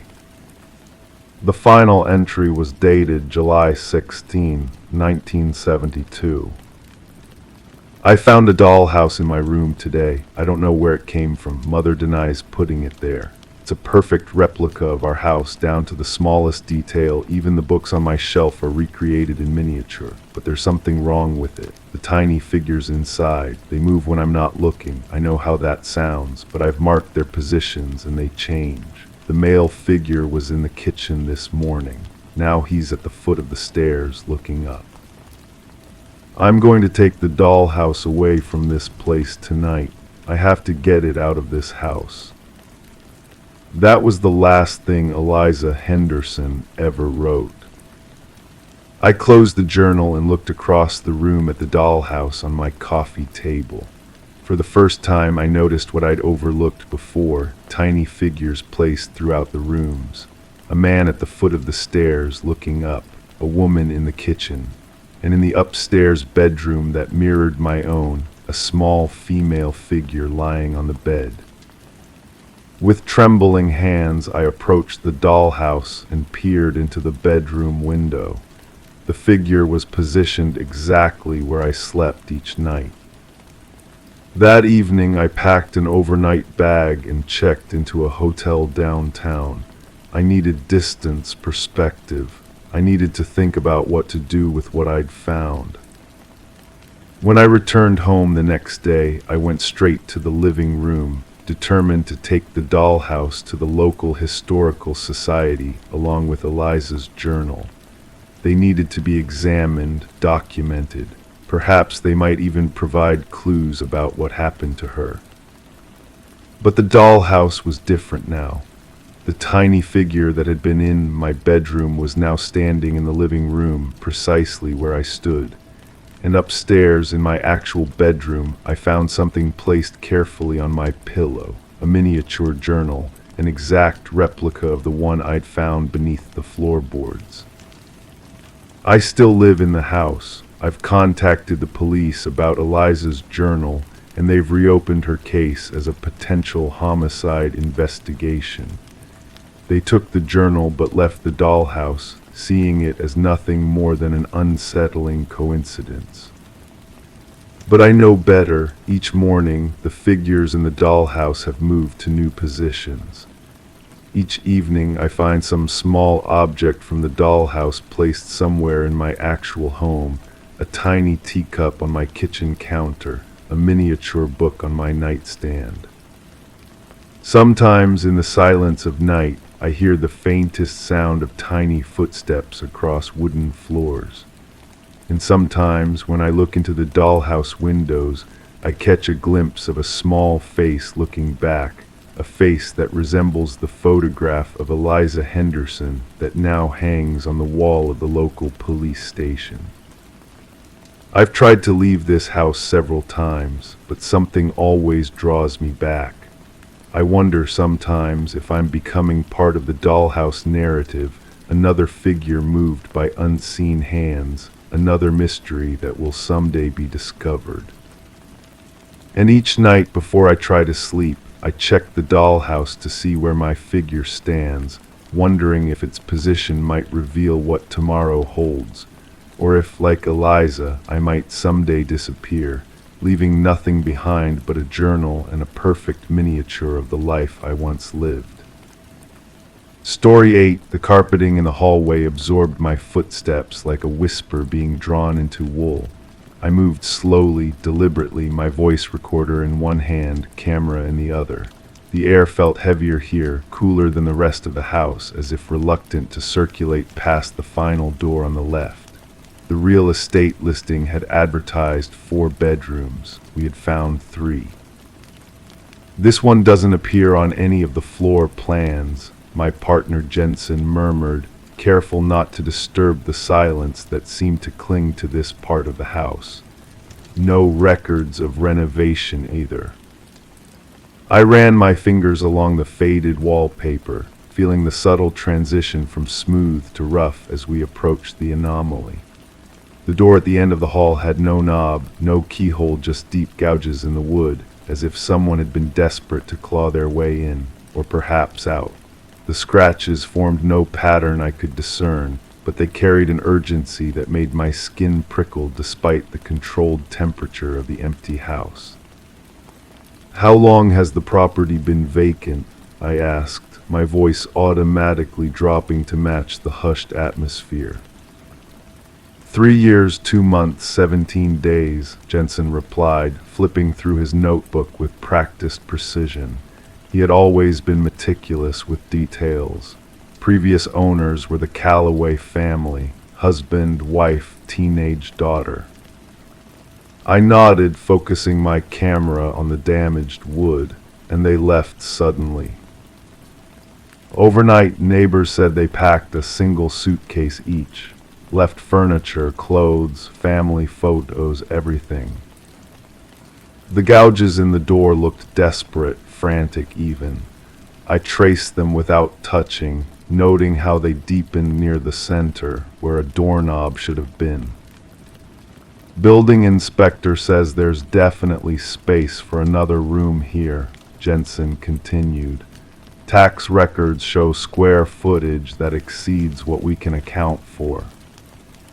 I pressed my palm flat against the door, feeling for vibrations, temperature changes, anything that might tell me what waited on the other side. The wood felt cooler than it should, almost damp to the touch. "We need to get inside," I said simply. Jensen withdrew a small crowbar from his bag. We had obtained legal permission to investigate the property after the 3rd real estate agent had quit, citing uncomfortable failings and unexplained occurrences. The bank that now owned the foreclosed property was desperate to sell. "Ready," Jensen positioned the crowbar at the edge of the door frame. I stepped back, camera ready, do it. The first attempt yielded nothing but a low, stubborn groan from the wood. The second made the frame splinter slightly. On the 3rd try, something gave way with a sound like a long-held breath finally released. The door swung inward slowly, as if reluctant to reveal its secrets. The smell hit first, not decay as I had half expected, but something chemical and sweet, like overripe fruit preserved in formaldehyde. Cold air rushed past us, carrying that cloying scent. I switched on my flashlight, directing the beam into darkness that seemed to absorb light rather than reflect it. "Wait," Jensen said, reaching for my arm. "Listen." At first I heard nothing, then it registered a soft, rhythmic clicking, mechanical, deliberate, coming from inside the room. We stepped forward in unison, our shoes making soft impressions in a fine layer of dust that covered the floor. The beam of my flashlight caught the edges of what appeared to be a small bedroom, a single bed neatly made, a desk with a chair pushed in at a perfect angle, a bookshelf with identical leather-bound volumes arranged by height. Everything was immaculate, untouched by the passage of time that had affected the rest of the house. Except for a small cassette player on the bedside table, the source of the clicking. As we moved closer, I could hear it more clearly. A voice, distorted by poor recording quality, repeating a single word over and over. "Stay, stay, stay." Jensen reached for the device, but I caught his wrist. "Don't touch anything yet. Document first." I photographed everything methodically: the pristine bed with hospital corners, the desk with a single sheet of paper containing what appeared to be mathematical equations, the bookshelf with its uniform volumes. Upon closer inspection, I realized the books had no titles on their spines. Opening one revealed blank pages. "They're all empty," Jensen confirmed, having checked several volumes. "Just props." The cassette player continued its monotonous message. "Stay, stay, stay." "The Callaways had a daughter," I said, noting the subtle hints that this might have been her room, the height of the desk chair, a hair tie nearly hidden beneath the bed. 16 when they left, a leaner. "No records of her after they moved," Jensen added. "Parents enrolled in a school across state lines, but she never attended." I moved to the window, which was covered with heavy blackout curtains. Drawing them back revealed a surprising discovery: no window at all, just wall painted to resemble the view of a garden. Someone had gone to considerable effort to create the illusion of an outside world. "Look at this," Jensen called from the closet. Inside hung a single dress, white with small blue flowers. Below it sat a pair of polished Mary Jane shoes, positioned as if waiting for feet to slip into them. Everything else in the house was taken or sold off. Why leave this? The cassette clicked again. "Stay, stay, stay." I approached the desk, carefully examining the paper with equations. They appeared to be calculations of some kind: time intervals, measurements, coordinates. In the margin, written in a careful hand, "When the door closes, it changes. Don't let it change you." "Jensen, look at the floor." I directed my flashlight beam at the area between the bed and the door. The dust distribution was uneven, clear tracks leading from the bed to the desk, to the closet, and to the door. Recent tracks. Someone had been moving in this room. "That's impossible," he whispered. "The door was sealed until we opened it." "Was it?" I asked, pointing my light at the inside of the door. There were no gouges here, no damage at all, just a perfectly functional doorknob and lock on the inside only. Someone could enter and exit, but only from in here. The cassette player clicked, flipped, and began again. "Stay, stay, stay." I moved to the bed and crouched down, examining the underside. There, taped to the frame, was a small notebook. I photographed it before carefully removing it. "Leliner's diary?" Jensen asked. "I think so." I opened it gingerly, finding pages filled with increasingly frantic handwriting. "Day 1 they locked me in, say it's for my own good. The medicine makes me sleepy." Day 7, the room changes when I sleep. Things move, the measurements don't add up anymore. Day 12, they're afraid of what I saw in the woods, what followed me home. Day 19, if you're reading this, don't stay after dark. It comes through the walls. The entries continued, becoming more disjointed, describing a presence that entered the room at night, something Alina had encountered in the woods behind their home 3 weeks before her confinement. Something that had followed her, attached itself to her, something her parents were trying to contain. The final entry, I said, turning to the last written page. It just says, "It's not me they should keep in here anymore. I've become the door." The cassette clicked. Stay, stay, stay. Jensen was examining the wall behind the painted window. "There's something here," he said, pressing against a section of wall that seemed to give slightly. "I think there's another space beyond this." A soft scraping sound came from above us.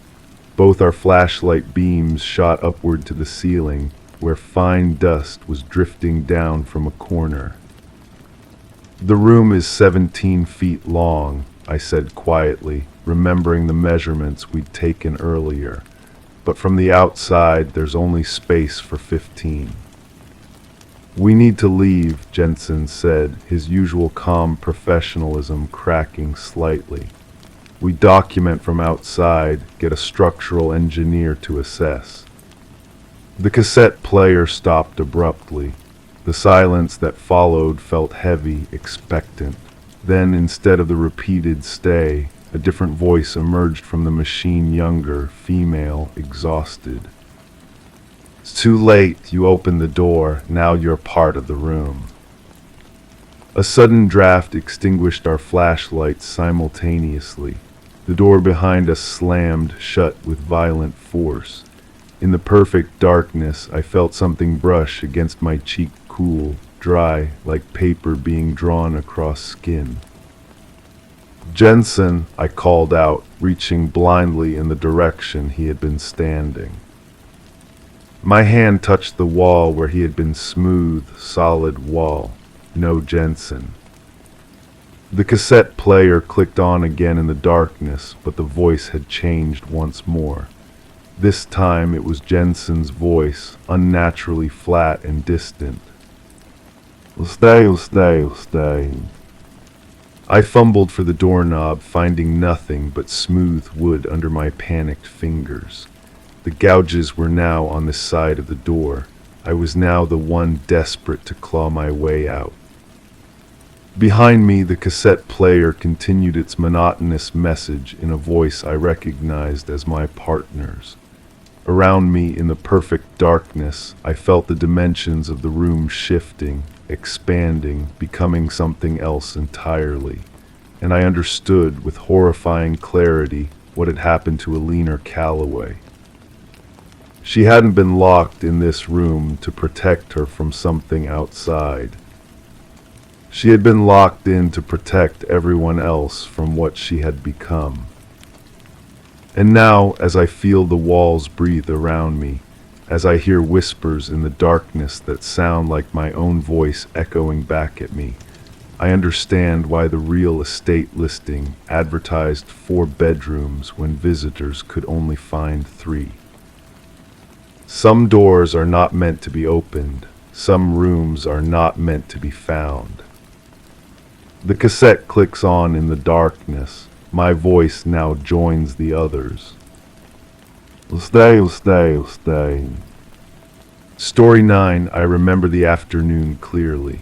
The soft autumn light filtered through my curtains, casting long shadows across the hardwood floor of my newly purchased brownstone. Moving day had left me with a dozen cardboard boxes and that familiar feeling of displacement that comes with new beginnings. I wanted to make this place feel like home, and I thought hanging some photos would be a start. The living room wall seemed perfect, blank and waiting. I selected a framed photograph of my parents standing by a lighthouse in Maine, their smiles frozen in that golden hour light. I measured carefully, made a small pencil mark, and reached for my drill. The wall looked like any other, white paint, slightly textured, nothing remarkable about it. I pressed the drill bit against the surface, applying gentle pressure as the motor whirred to life. It sank in easily at first, through the paint, through the drywall, then stopped abruptly with a harsh metallic sound that vibrated up my arm. That was odd. I checked for studs. There shouldn't have been anything there. I tried again, slightly to the left. The same resistance met my efforts. Frowning, I set down the drill and ran my fingers over the wall. It felt normal to the touch, but something was definitely wrong. I tapped it lightly, listening to the subtle change in sound as my knuckles moved across the surface. Hollow, then solid. Hollow, then solid. Curiosity got the better of me. I went to the kitchen and returned with a utility knife, carefully scoring a small square around my drill holes. The drywall came away in chunks, revealing something I couldn't immediately comprehend. Wires, dozens of them. No, hundreds, thin, multicolored strands forming an intricate web behind my living room wall. They weren't electrical wires, they were too fine, too purposefully arranged. Some led to tiny black objects no larger than shirt buttons embedded in the insulation. My breathing slowed as realization dawned. Microphones, tiny cameras, recording devices. I widened the hole, my hands working with deliberate care now, no longer concerned about damaging the wall. The network of surveillance equipment was extensive, covering at least a 4-foot square area. In the center of this web, secured to the wooden stud, was a small black box, a hard drive, its power indicator glowing a steady green. Someone had been watching, listening. With trembling hands, I disconnected the drive from its power source and brought it to my laptop. The drive wasn't even password protected, as if whoever installed it never expected it to be discovered. It mounted immediately, revealing a series of neatly labeled folders. Names, dozens of them. Johnson, Patel, Wu, Dawson. And there, near the bottom, Harrison, my last name, marked with a single word that sent ice through my veins. Active.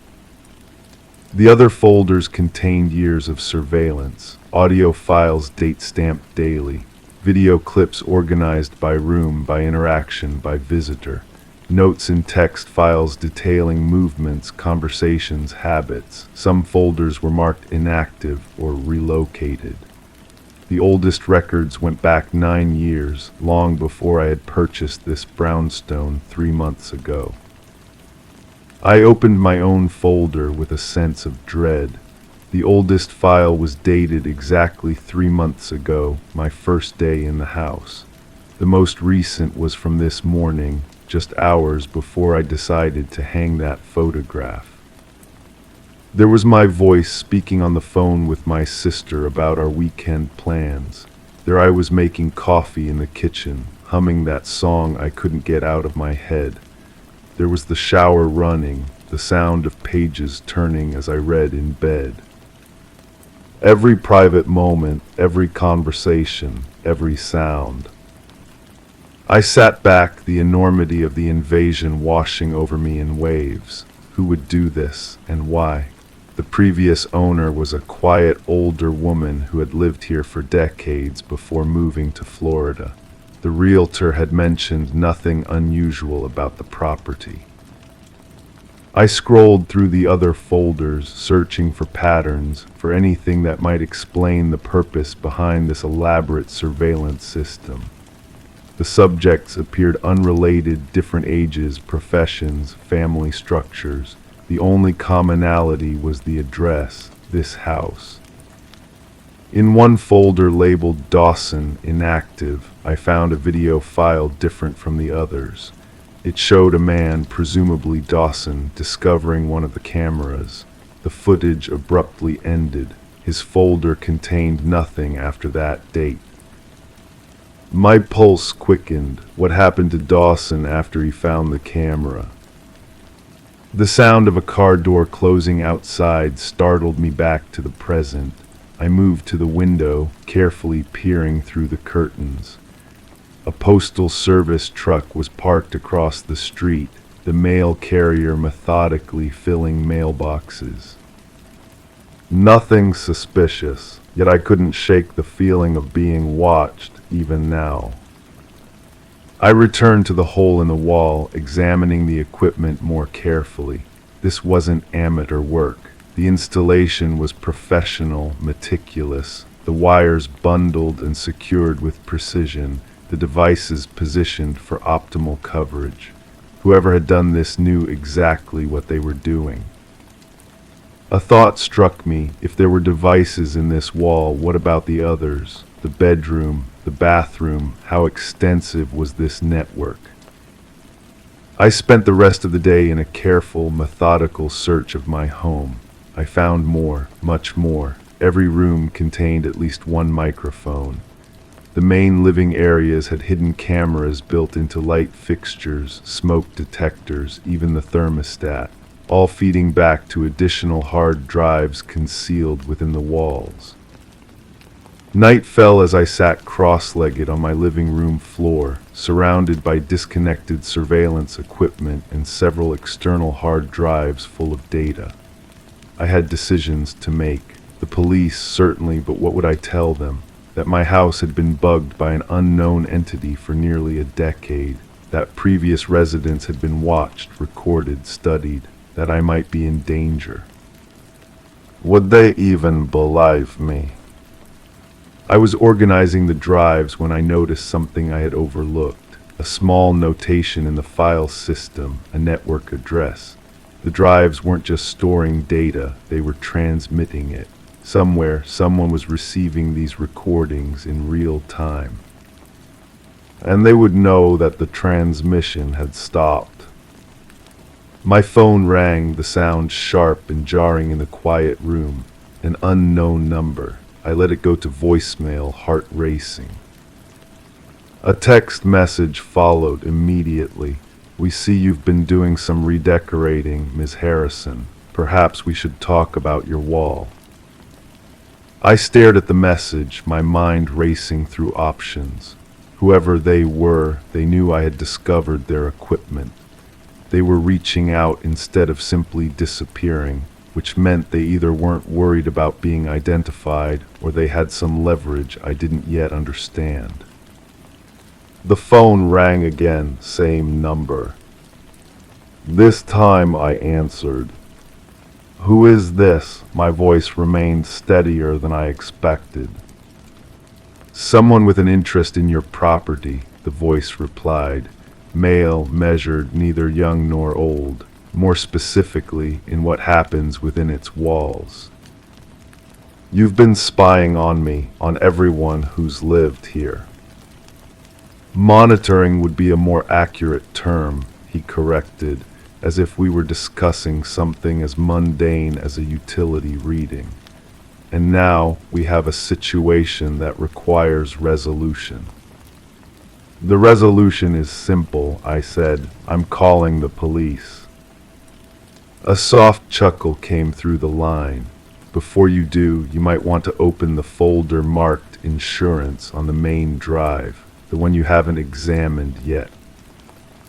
I hesitated, then navigated to the drive. There it was, a folder I had overlooked. Inside was a single video file. I clicked play. The footage showed me entering my house late one night 2 weeks ago. I remembered that evening I had been working late at the office, stressed about a deadline.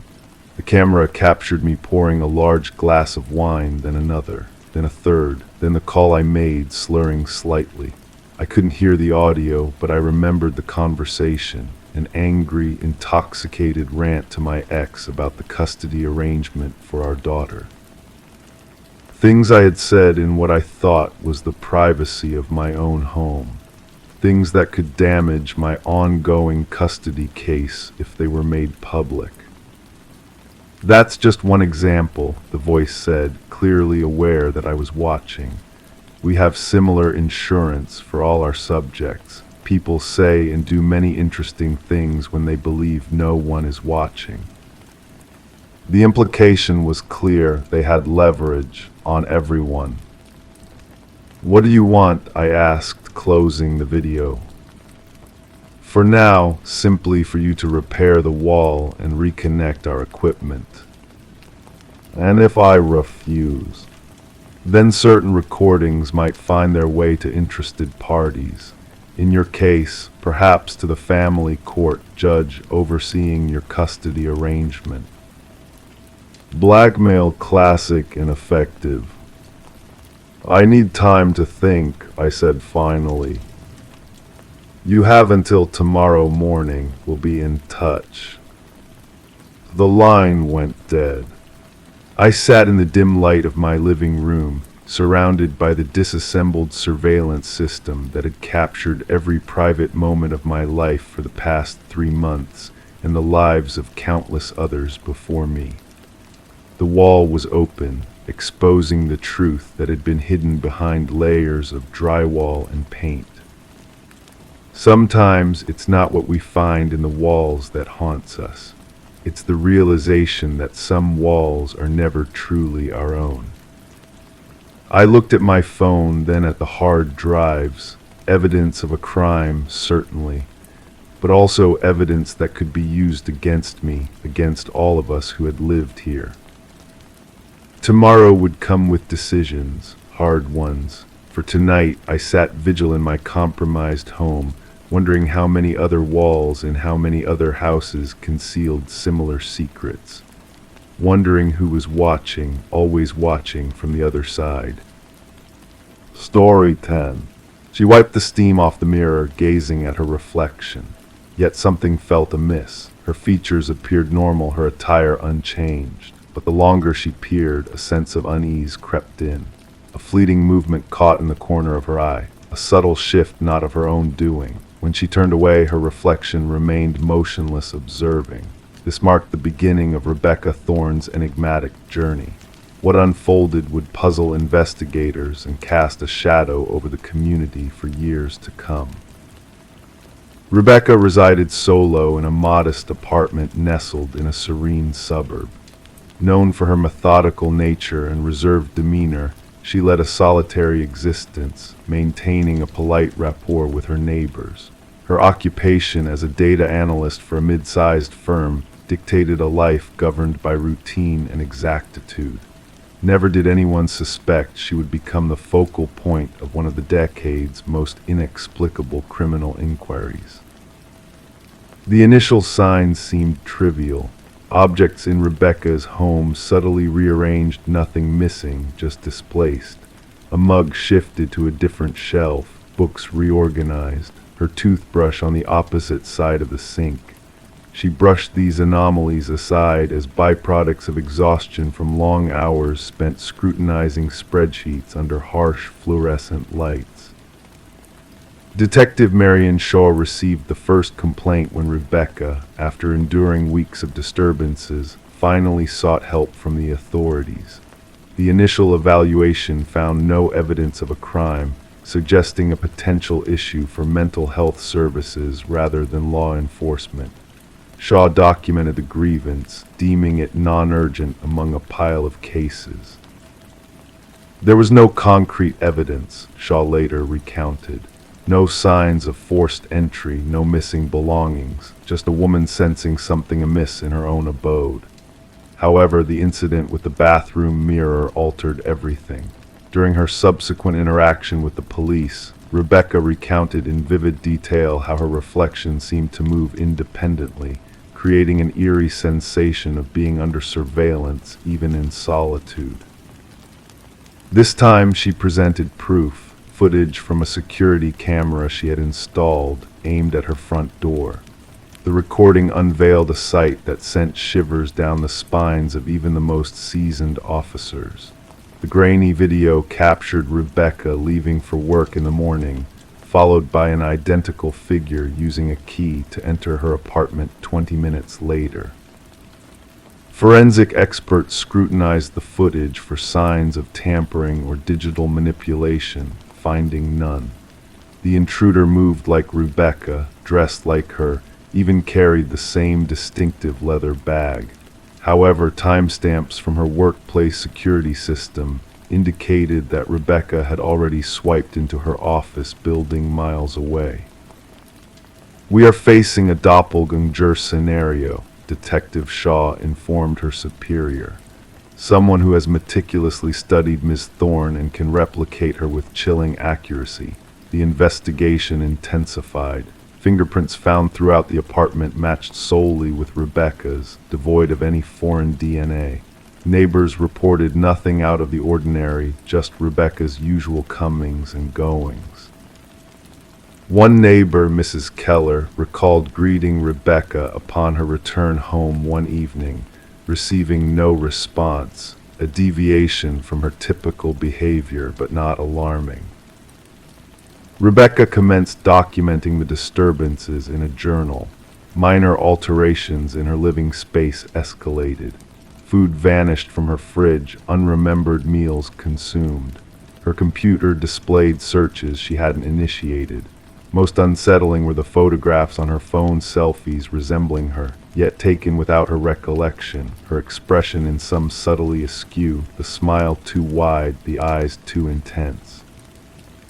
"I feel as though I'm losing my mind," she divulged to Detective Shaw during their third meeting. "Or perhaps someone is orchestrating this facade to make me believe so." The breakthrough arrived when a pattern emerged in the security footage. The doppelganger only intruded when Rebecca departed for specific engagements, therapy sessions, yoga classes, Sunday morning grocery runs, predetermined activities with predictable durations. "Someone is intimately familiar with your routine," Shaw clarified. "This is not random, it's a targeted form of surveillance and infiltration." A forensic psychologist posited that they were dealing with a fixation case, a person fixated on becoming Rebecca, assimilating into her existence, potentially aiming to supplant her entirely. Although rare, such cases had been documented in psychological studies. The focus of the investigation honed in on Rebecca's former colleague, Lily Winters, who had been terminated due to escalating erratic behavior. Lily had closely collaborated with Rebecca, often remarking on their similarities. Post-dismissal, she had sent Rebecca a series of unsettling emails, one stating, "We could be one and the same. At times, I feel more like you than you do." Detective Shaw secured a warrant to search Lily's residence. The findings transformed the case from perturbing to harrowing. Within Lily's abode, one room had been transformed into a shrine-like replica of Rebecca's bedroom. The walls adorned with photographs, numerous snapshots of Rebecca entering her apartment, shopping, socializing, all taken without her awareness. A closet harbored duplicates of Rebecca's wardrobe. Makeup identical to Rebecca's preferred brands lay on a vanity, alongside meticulous notes on her mannerisms, speech patterns, and daily routines. Most incriminating were the practice videos. Lily had recorded herself mimicking Rebecca's gait, gestures, expressions. The progression was evident. Initial attempts were clumsy and conspicuous, later ones nearly indistinguishable from the real Rebecca. "She aspired to become me," Rebecca murmured upon viewing the evidence. "She wasn't merely imitating me. She was erasing me." Technicians unearthed sophisticated equipment for forging keys and replicating electronic access cards. Lily had maintained an intricate system to monitor Rebecca's movements, inclusive of a calendar with meticulous predictions of her agenda. What eluded investigators was Lily's ultimate objective. Journals discovered in her residence contained rambling entries that oscillated between first and third person, at times referring to Rebecca as both me and her within the same paragraph. The final entry sent a chill down the investigators' spines. Soon, only one of us will remain. The stronger version will prevail. When authorities moved to apprehend Lily, she had vanished. Signs of a hurried departure were evident in her residence drawers ajar, certain technology missing. A nationwide alert was issued. Rebecca was placed under protective custody, relocated to a secure, undisclosed location under continuous surveillance. For 3 weeks, authorities monitored every site linked to her former life. Lily never surfaced. The case took a disquieting turn when a security guard at Rebecca's former workplace reported an anomaly. Rebecca had been sighted entering the building despite being on leave. Surveillance footage confirmed it. A figure identical to Rebecca had accessed the building using a valid ID card, proceeded to her former workstation, and spent 40 minutes perusing her files before departing. Meanwhile, Rebecca, shielded at a secure safe house, couldn't have been present at the office. The realization dawned upon them. Lily hadn't fled, she had made her move. She was now assuming Rebecca's identity, stepping into her life as the genuine Rebecca concealed herself. The case remains officially unresolved. Lily Winters remains at large. Rebecca Thorne never resurfaced in her former existence, opting to forge a new identity in an undisclosed locale. Detective Shaw retains a photograph on her desk, 2 women strikingly similar in appearance. One is Rebecca Thorne, the other is Lily Winters. At times, she scrutinizes their features, seeking distinctions, the subtleties that would set them apart. The most chilling aspect Shaw often imparts to new recruits is not the physical resemblance or vocal mimicry. It's the fervent desire to become you to the extent of erasing oneself in the process. Our identity is not merely what we exhibit to the world, it's what we safeguard most vigilantly. And sometimes we grasp its worth only when someone endeavors to pilfer it. Story 11. In a quaint coffee shop that had seen the passing of many years, a man had his own unchanging routine, same table, same order, same quiet contemplation. The barista recognized his face, but his name remained a mystery to all. Then one fateful day, he failed to appear. Concerned, the police investigated his usual spot, only to discover a forgotten wallet left behind. Within it lay a driver's license showcasing a face, yet devoid of a name or address, just an unsettling blank space where his identity should have been. Delving into the security footage, they witnessed something inexplicable. The man, now dubbed John Doe in official records, had entered the coffee shop, taken a seat, but never departed. Detective Sarah Mercer studied the surveillance footage intently, feeling the chill of the metal table beneath her fingertips. John Doe, captured by the camera, seemed utterly ordinary, of average height, with unremarkable features, dressed in a navy coat and carrying a worn leather messenger bag. His disappearance defied all logic, given his lack of distinctiveness. "Play it once more," she instructed the tech expert.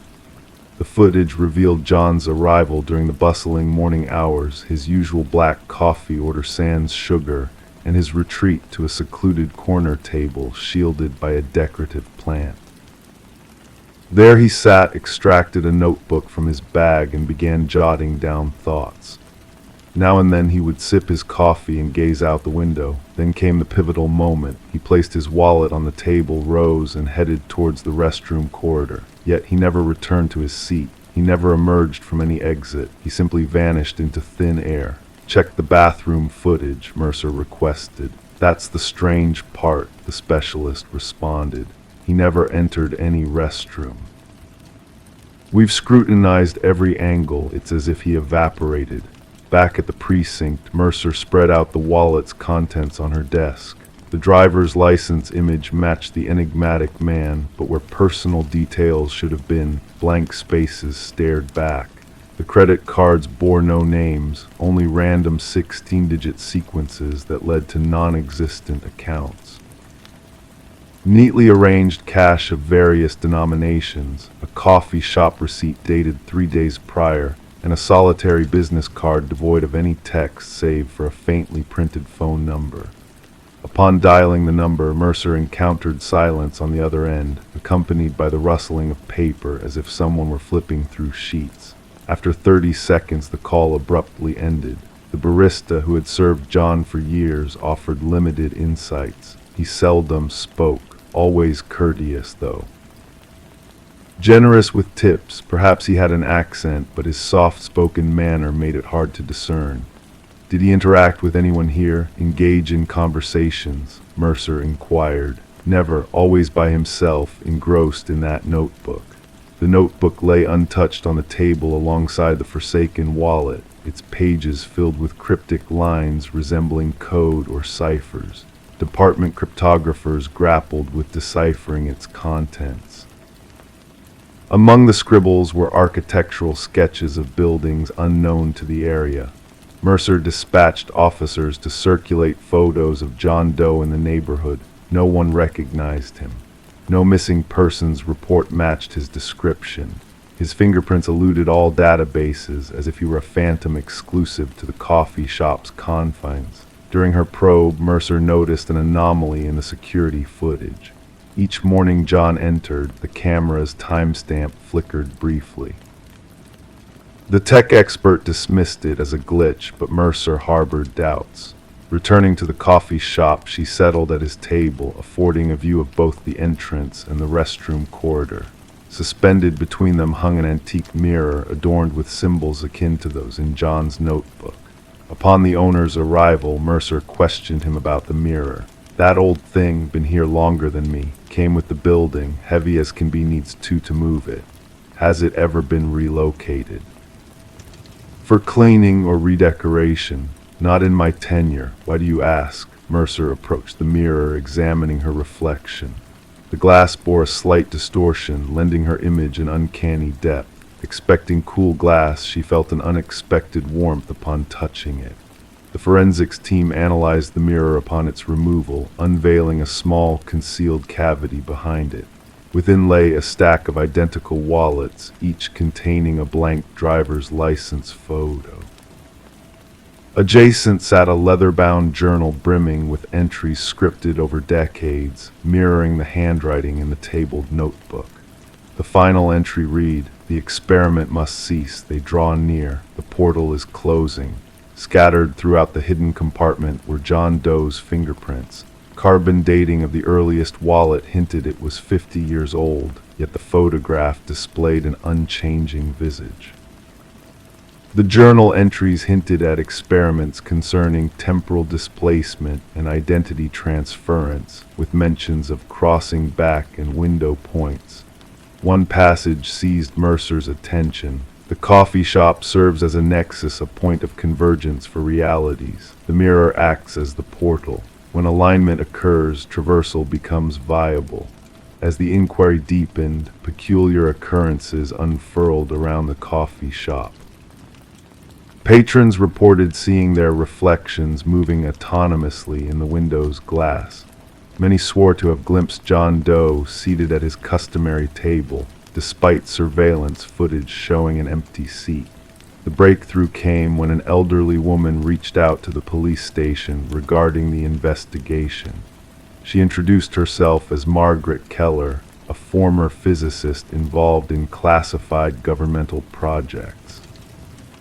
Recognizing John Doe from news coverage, she disclosed his true name was Daniel Weston, a brilliant theoretical physicist who vanished during an experiment involving quantum mirror surfaces theorized to facilitate interreality matter passage. Keller furnished documents affirming Weston's presumed demise following a laboratory mishap. The disappearance date aligned with the journal's earliest entry discovered behind the mirror. "He believed our world coexisted with others," Keller elaborated.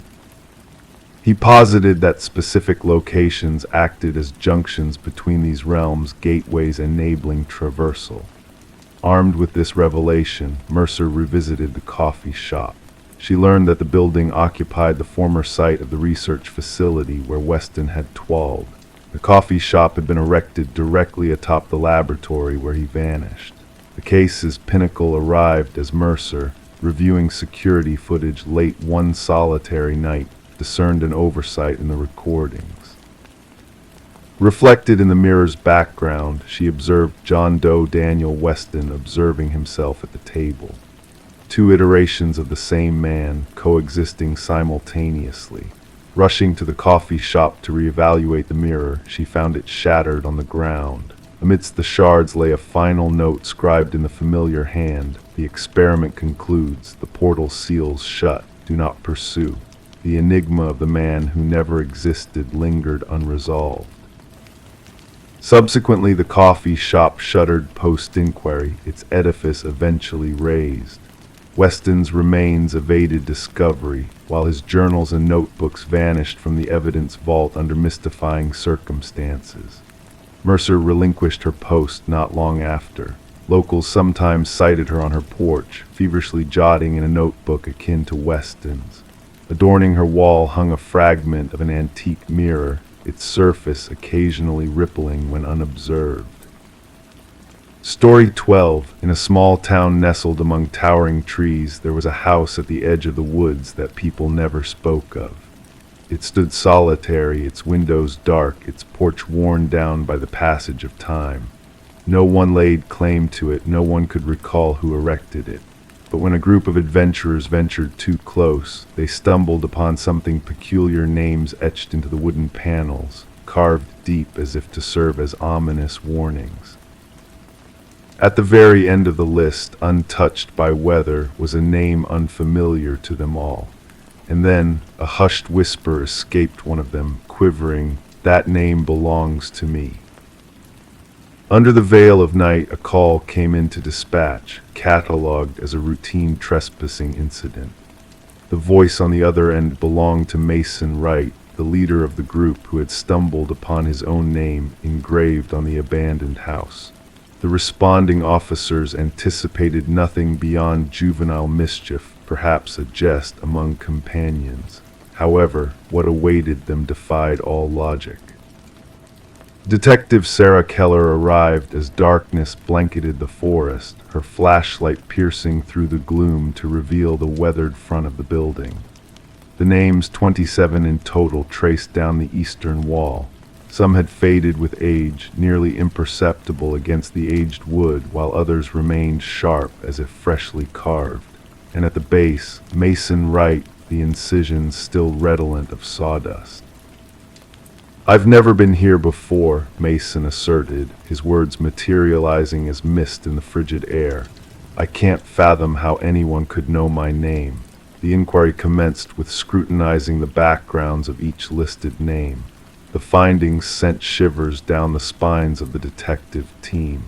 Every name belonged to an individual reported missing over the past 40 years.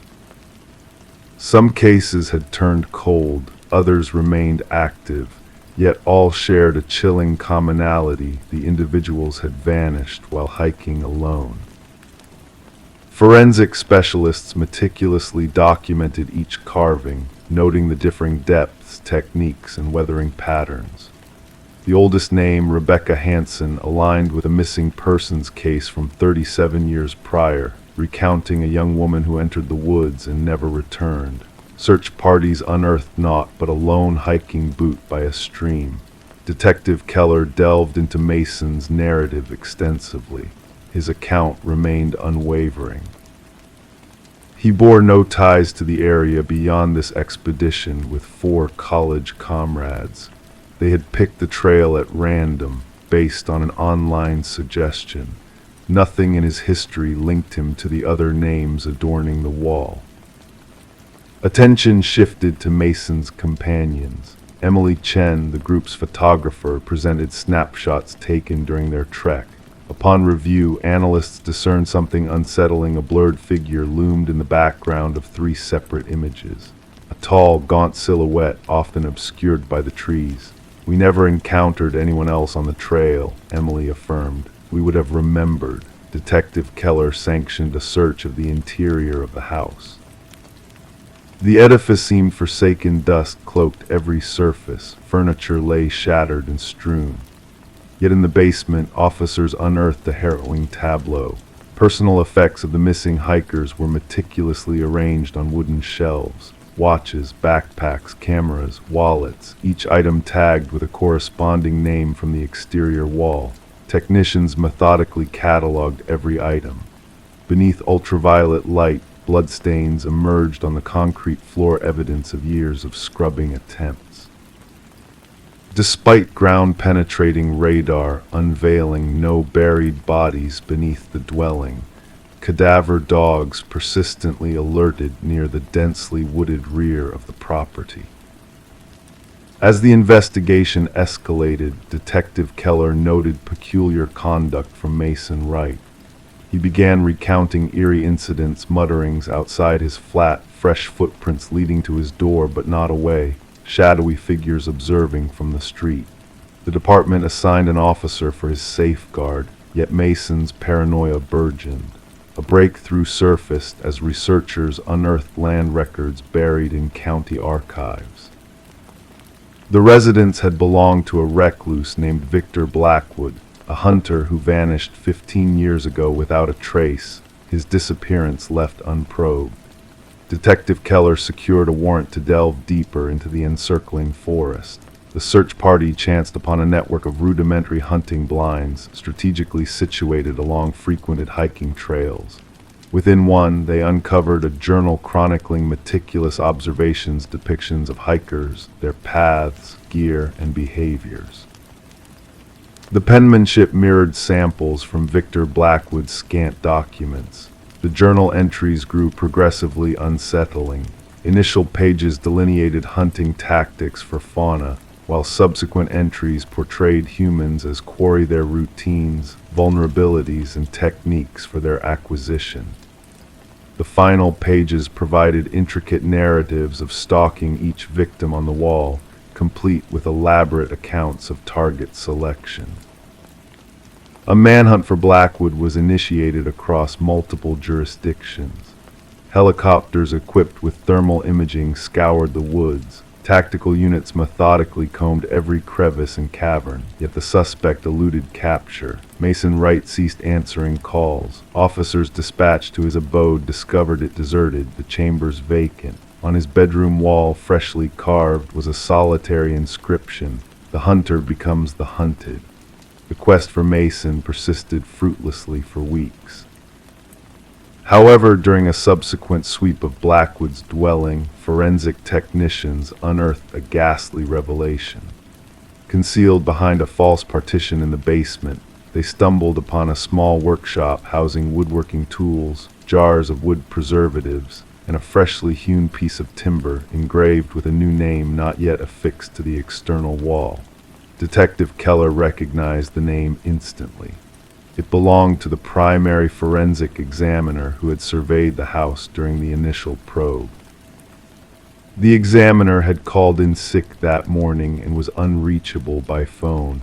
Authorities established a constant surveillance perimeter around the residence. Camera systems captured every approach. Motion sensors monitored for intrusions. The trap was set.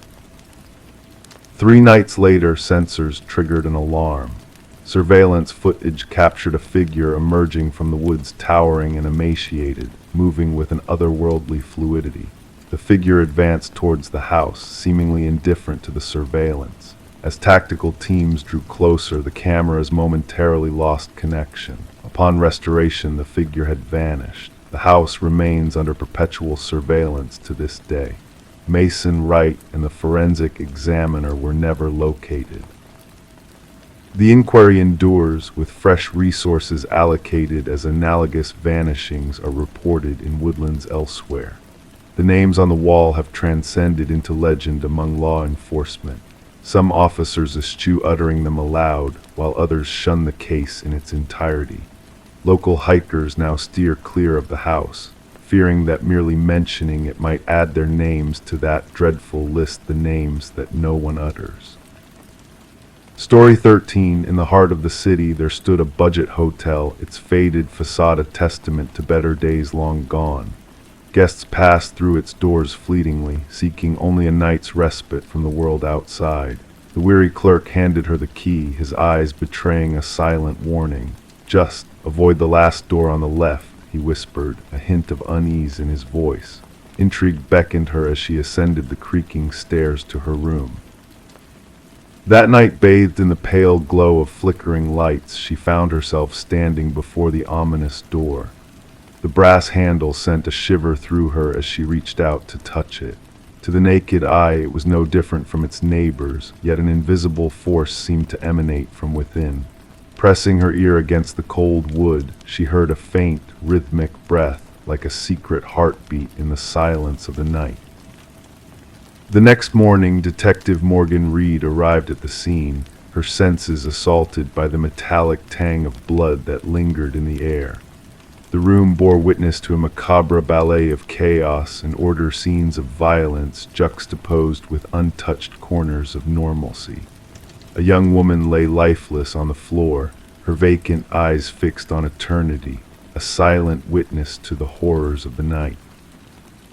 As Reed knelt beside the victim, the forensic technician's voice pierced the stillness, recounting the grim details of yet another tragedy. A pattern emerged, a series of similar deaths haunting the shadows of forgotten motels. The victims, elegant and out of place, bore the mark of a predator driven by motives beyond mere violence. Back at the precinct, Reed pieced together the fragments of the puzzle, a tapestry woven with threads of deceit and desire. Each victim, a mirror reflecting the darkness that lurked within their killer's soul. The whispers of a serial predator grew louder, echoing through the community like a sinister lullaby. Days turned into nights as Reed delved deeper into the abyss of the investigation. Clues emerged, leading her down a twisted path of secrets and lies. The victim's sister unveiled a cryptic affair, a web of deceit spun by a man known only as C. Reed's gaze shifted to the workplace, where shadows of suspicion danced among familiar faces. The truth, when uncovered, bore the face of Charles Emerson, a man of influence and duplicity. His polished exterior masked a darkness that Reed could sense but not name. As the web of evidence tightened around him, Emerson's facade crumbled, revealing the monster beneath the mask. In the courtroom, justice unfolded like a slow, solemn dance, a reckoning for the lives he had extinguished in the name of self-preservation. Emerson's stoic demeanor betrayed no remorse, a chilling reminder of the void that dwelled within him. The trial ended, but for Reed, the echoes of the past lingered like a haunting melody. The media dubbed it the door on the left case, a cautionary tale of shadows that lurked in plain sight. As the years passed, Reed found herself haunted by the memory of that fateful night, the weight of unsolved mysteries pressing upon her soul. Behind closed doors, the keys to forgotten rooms lay dormant, silent witnesses to the darkness that dwells within us all. Story 14, the mysterious secrets hidden within the old house emerged slowly, like whispers in the night. Deep in the attic, buried beneath layers of dust and forgotten memories, lay an old box. Neglected and abandoned, it held treasures of a bygone era, faded Polaroids capturing moments frozen in time. Most of the photographs were ordinary, snapshots of joyous occasions and family gatherings. But one photo stood out, shrouded in an unsettling aura. It depicted a family, not unlike Rebecca's own, seated in her living room. Yet these were strangers, their smiles masking the danger lurking just beyond the frame. Rebecca's curiosity stirred as she gazed at the ominous figure standing in the shadows of the hallway. A chill ran down her spine, a silent warning of the darkness that lingered within the house's walls. With trembling hands, she carried the photograph downstairs, each creak of the wooden steps echoing in the silence. The kitchen's harsh fluorescent light illuminated the unsettling truth, the eerie resemblance between her home and the unknown family in the photo. Detective Morgan, a man of mystery and intuition, delved into the enigma with a weathered determination, his gaze sharp as he examined the photograph for clues of the past. As the investigation unfolded, layers of history peeled back, revealing a chilling pattern of disappearances. Families had come and gone, leaving behind only unanswered questions and a haunting sense of unease. The Sutherlands, the missing link in the chain of vanishing residents, remained a ghostly enigma. Forensic analysis unveiled the sinister truth behind the photographs, the presence of a malevolent watcher, a specter from the past who lingered in the shadows, unseen yet ever present. The house, a silent witness to untold horrors, held the key to a mystery that spanned decades. The basement, a crypt of secrets, yielded a macabre discovery: the preserved remains of the missing families, their fate sealed within the cold embrace of the earth. Among their possessions, the camera that had captured their final moments, a silent witness to their tragic end. As the investigation spiraled into darkness, a hidden crawlspace in the attic unveiled a chilling revelation: a journal documenting the twisted obsession of a phantom observer. The final entry, a harbinger of impending doom, sent shivers down Rebecca's spine as she sought refuge under police protection. The night brought no solace, only the ominous ring of a phone call, a sinister reminder that the past never truly sleeps. The legacy of Samuel Whitfield, the enigmatic architect of horror, loomed over the house like a malevolent shadow, his presence felt in every whispered breath and phantom click of a camera. The truth remained elusive, a tantalizing enigma that beckoned from the depths of darkness. The house, now a tomb of secrets, stood as a silent sentinel to the horrors that lurked within its walls. And as new families ventured into its embrace, the watchers in the shadows awaited, their gaze unrelenting, their secrets buried deep within the haunted halls. Story 15. They stumbled upon it in the attic, tucked away beneath a worn-out blanket. A porcelain doll, fragile and aged, its blue eyes painted wide, gazing without a blink. It was a sight unfamiliar to both of them. Initially, they dismissed it as just another overlooked relic from the past. However, that night, as they drifted off to sleep, a subtle unease settled in. The atmosphere grew heavier, the quiet more profound.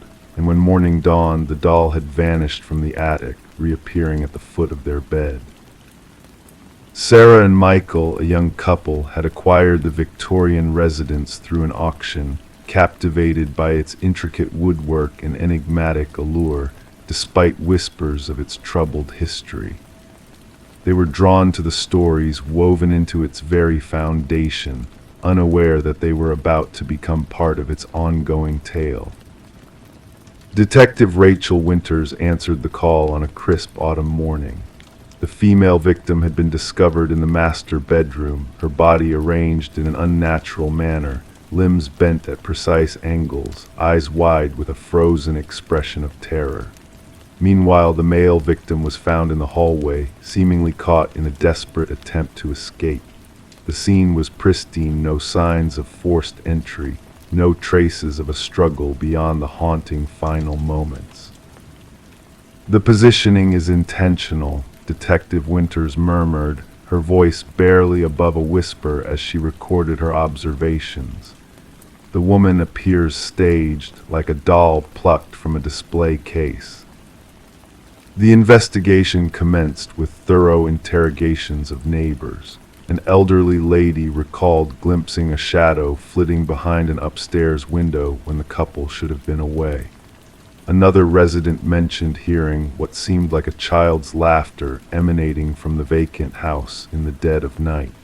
Each testimony added a layer of disquiet to the mounting enigma.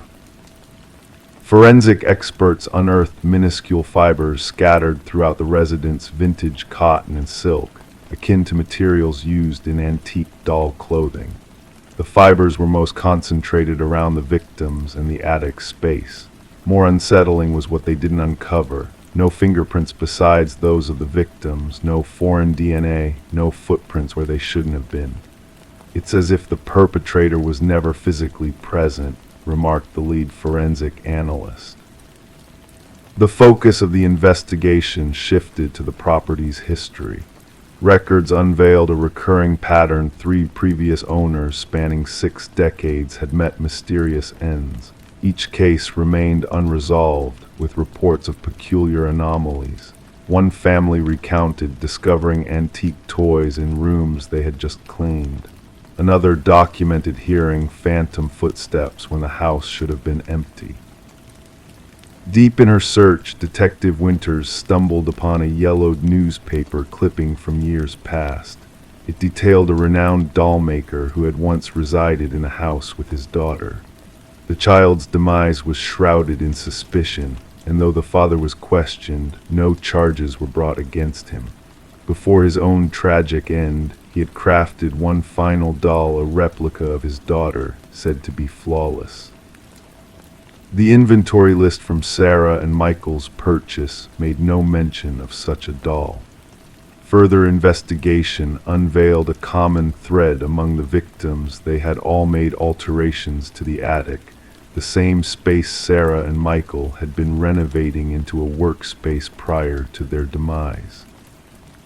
A breakthrough arrived when old photographs were discovered in a hidden compartment beneath the attic floorboards. Among the images was the doll maker, surrounded by his creations. One doll stood out identical to the one found by Sarah and Michael. In some photographs, the doll appeared to shift positions, almost as if it moved between shots taken moments apart. Infrared scans of the walls unearthed a bone-chilling revelation: faint handprints, invisible to the naked eye, trailing from the attic to the master bedroom, along with a peculiar residue identified as a blend of porcelain dust and unclassified organic matter. The case took a hair-raising turn when Detective Winters interviewed a distant relative of the doll maker. The woman divulged family legends about the doll maker infusing his creations with unconventional materials and techniques, rumored to include elements of the human form to animate them. She spoke of rituals performed to bind spirits to objects, wisdom the doll maker had gathered in his travels. "The most perfect dolls," she murmured, "were more than mere playthings."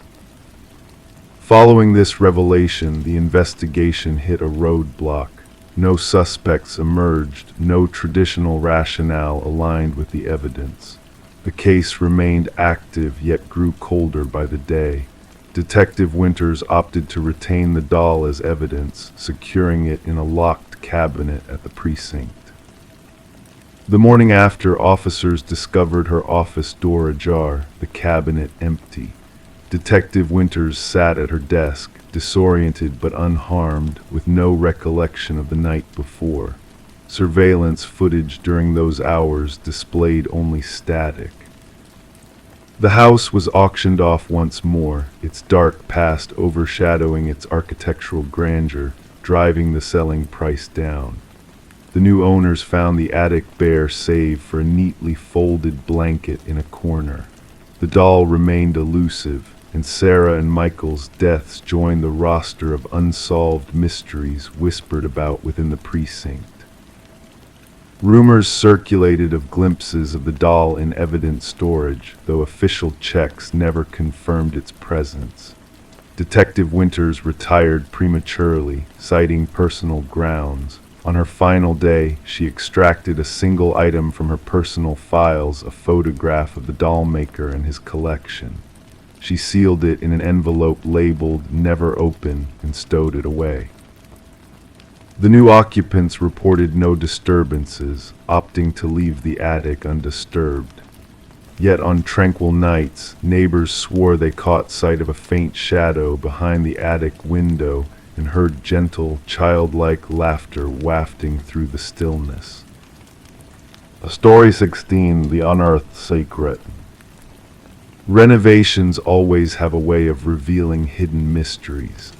As Sarah and Michael delved into remodeling their newly acquired Victorian-era home, they expected to find the usual artifacts of the past: old newspapers, broken trinkets, forgotten photographs. However, what they unearthed beneath the floorboards was far from ordinary.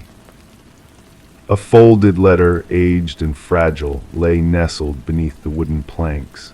Its ink, faded with time, bore a cryptic warning: "Don't trust the one who knocked."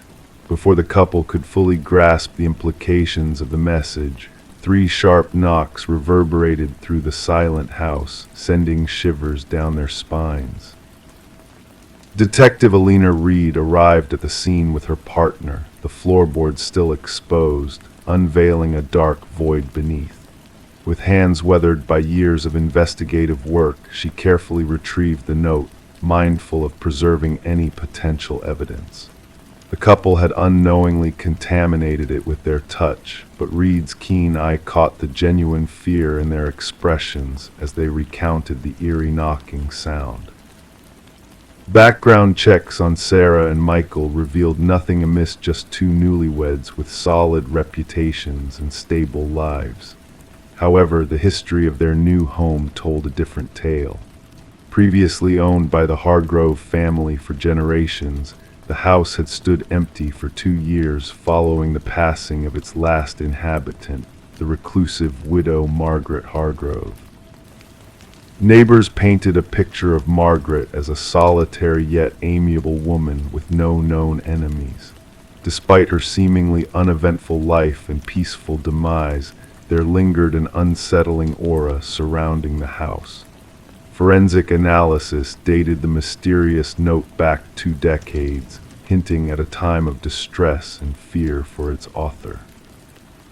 Reed delved deeper into the Hargroves' past, unearthing tales of Franklin, Margaret's late husband, a respected teacher turned recluse tormented by paranoia in his final years. A former student's account hinted at a shadowy figure, a collector known as Victor Mercer, who haunted Franklin with his presence and demands. The breakthrough came from Margaret's frail sister, whose fading memory whispered of Franklin's gambling debts and the relentless 3-knock visitations from the enigmatic collector. Franklin's refusal to sell the house to settle his debts led to a fatal confrontation, concealed within the crawl space that now held dark secrets. Excavation efforts unveiled a chilling truth: Victor Mercer's remains, hidden beneath the house's foundation, bore witness to a crime long buried. Through Margaret's diaries, Reed pieced together the tragic events that led to Mercer's demise at the hands of Franklin, with Margaret reluctantly aiding in the cover-up out of fear for her own life. The case, once shrouded in mystery, now stood resolved. Justice, though delayed, had been served. The house, tainted by the shadows of its past, stood vacant as Sarah and Michael chose to part ways with its haunting legacy. Local whispers spoke of spectral knocks in the night, a lingering reminder of the secrets buried within the walls. As Detective Reed closed the case, she pondered the unsolved question of who truly held the key to Margaret's torment: Mercer, Franklin, or another unseen force manipulating the strings of fate. Some mysteries, she concluded, defy complete unraveling, leaving behind a haunting echo of the past that lingers in the stillness of the night. Story 17. In the beginning, there was just a flicker, a glitch in the baby monitor's feed. The mother brushed it off as mere interference, but then the audio crackled and a soft voice whispered, "SHHH, go back to sleep." A chill ran down her spine. With a racing heart, she hurried to her son's room, only to find the crib empty. The window was shut tight, the door locked securely. The only thing amiss was a stuffed rabbit on the floor, its dark, unblinking eyes fixed on her. Rebecca's screams echoed through the house, raw and desperate, until her voice gave out. The neighbors, alarmed by her cries, dialed emergency services. When the authorities arrived, they discovered Rebecca clutching the rabbit, lost in a world of disbelief on the nursery floor. Samuel, her 4-month-old infant, had vanished without a trace. The investigation that followed yielded few clues. There were no signs of forced entry. The security system had remained intact all night, and the baby monitor footage showed nothing out of the ordinary except for that eerie voice and static. The puzzle perplexed the investigators. How could someone enter a locked home, snatch a child, and leave no trace except for a disturbed toy? Suspicion fell heavily on Rebecca. Her husband Daniel had been away on business, and their relationship had been strained since Samuel's arrival. Medical records hinted at Rebecca seeking help for postpartum depression. During questioning, the detectives noted her eerie composure, considering the circumstances. The town buzzed with rumors behind closed doors. Then a breakthrough emerged. Tiny fibers were found on the nursery windowsill, distinct from the household fabrics or their attire. These fibers matched a rare type of climbing rope, suggesting a skilled intruder accessed the second-floor nursery from outside. The focus shifted. Footage from neighboring homes revealed a shadowy figure moving stealthily that fateful night. A partial footprint in the garden soil matched a specialized boot used by climbers and military personnel. Rebecca was no longer the prime suspect. Daniel returned home, bewildered and distressed. Unusual calluses on his hands caught the investigators' attention. He mentioned taking up rock climbing to cope with stress. The detectives exchanged meaningful glances. Financial records painted a troubling picture. Daniel had recently taken out a hefty life insurance policy on Samuel. Phone records uncovered multiple calls to an unknown number that ceased before the abduction. The case darkened further when it was revealed that Daniel had a secret second family elsewhere, unbeknownst to Rebecca. As the inquiry deepened, the baby monitor emerged as a crucial piece of evidence. Digital forensics uncovered hacking. Someone had intercepted and manipulated the signal. The eerie voice wasn't from inside the nursery. It had been transmitted remotely to Rebecca's bedside receiver. The trail led to a residential basement where a startling revelation awaited. Samuel was found alive under the care of a woman named Elaine. She surrendered quietly, her eyes vacant as she was apprehended. The link was established through old photos and DNA tests. Elaine was Daniel's ex-wife, who had suffered a miscarriage years prior. Unable to move on, she had monitored Daniel's life, witnessing him start anew with Rebecca. Daniel denied any involvement, but digital evidence painted a different narrative. His climbing gear matched the fibers on the windowsill, his boots the garden print. Encrypted messages outlined their scheme. Daniel would breach the security. Elaine would take the child they both believed was rightfully hers, and the insurance money would fuel their new life together. The courtroom fell silent during the trial as the prosecution played the enhanced baby monitor audio. Amidst the chilling whispers, forensic specialists isolated another sound: Daniel's distinctive cough, placing him at the scene of the abduction he professed ignorance of. The jury swiftly reached a verdict. Daniel and Elaine received maximum sentences for their crimes. Rebecca and Samuel sought solace in a new beginning, away from the shadows of the past. The case reshaped how modern abductions are investigated. Baby monitors nationwide underwent scrutiny for vulnerabilities, and parents fortified nursery safeguards. Security experts warned of tech-savvy criminals preying on the innocent. Samuel grew up without memory of that fateful night. Rebecca kept the stuffed rabbit locked away, unable to part with it or meet its gaze that had witnessed the truth the monitor revealed. The monitor never lied. It captured the reality, albeit in a way no one anticipated. Story 18. Deep within the Victorian-era home of Michael and Sarah Klein, a mysterious narrative unfolded as they embarked on a journey of renovation. What began as a simple water stain in the master bedroom soon unraveled into a haunting discovery that transcended time and reality. As the couple peeled away layers of wallpaper, A name emerged, Alina Winters, etched in ink, repeated with fervor across the wall in a frantic, uneven script. Intrigued by the enigma before them, Michael and Sarah delved into a web of secrets that intertwined the past with the present. The name, Alina Winters, led them down a path of obscurity, shrouded in a veil of unanswered questions. Who was she, and why was her name etched so fervently within the walls of their new abode? Their search yielded a single, chilling result, a missing persons case from decades ago, featuring a young woman whose resemblance to the previous homeowner, Margaret Cavendish, was uncanny. The pieces of the puzzle began to align, painting a portrait of deception and tragedy that spanned generations. As the couple delved deeper into the mystery, their home transformed from a sanctuary of nostalgia to a realm of uncertainty and intrigue. The walls whispered secrets of the past, drawing them into a realm where reality blurred with illusion, and the boundaries of identity dissolved like shadows in the night. With each revelation, the haunting presence of Alina Winters grew more palpable, her essence lingering in the very fibers of the house. Sarah's fingertips traced the name, feeling the weight of a story untold, a life unfulfilled. Michael's search for answers led them to the retired detective, unearthing a cold case that refused to be forgotten. But it was the hidden space beneath the floorboards that unveiled the true extent of the mystery, a labyrinth of identities intertwined, each bearing the mark of a fractured mind.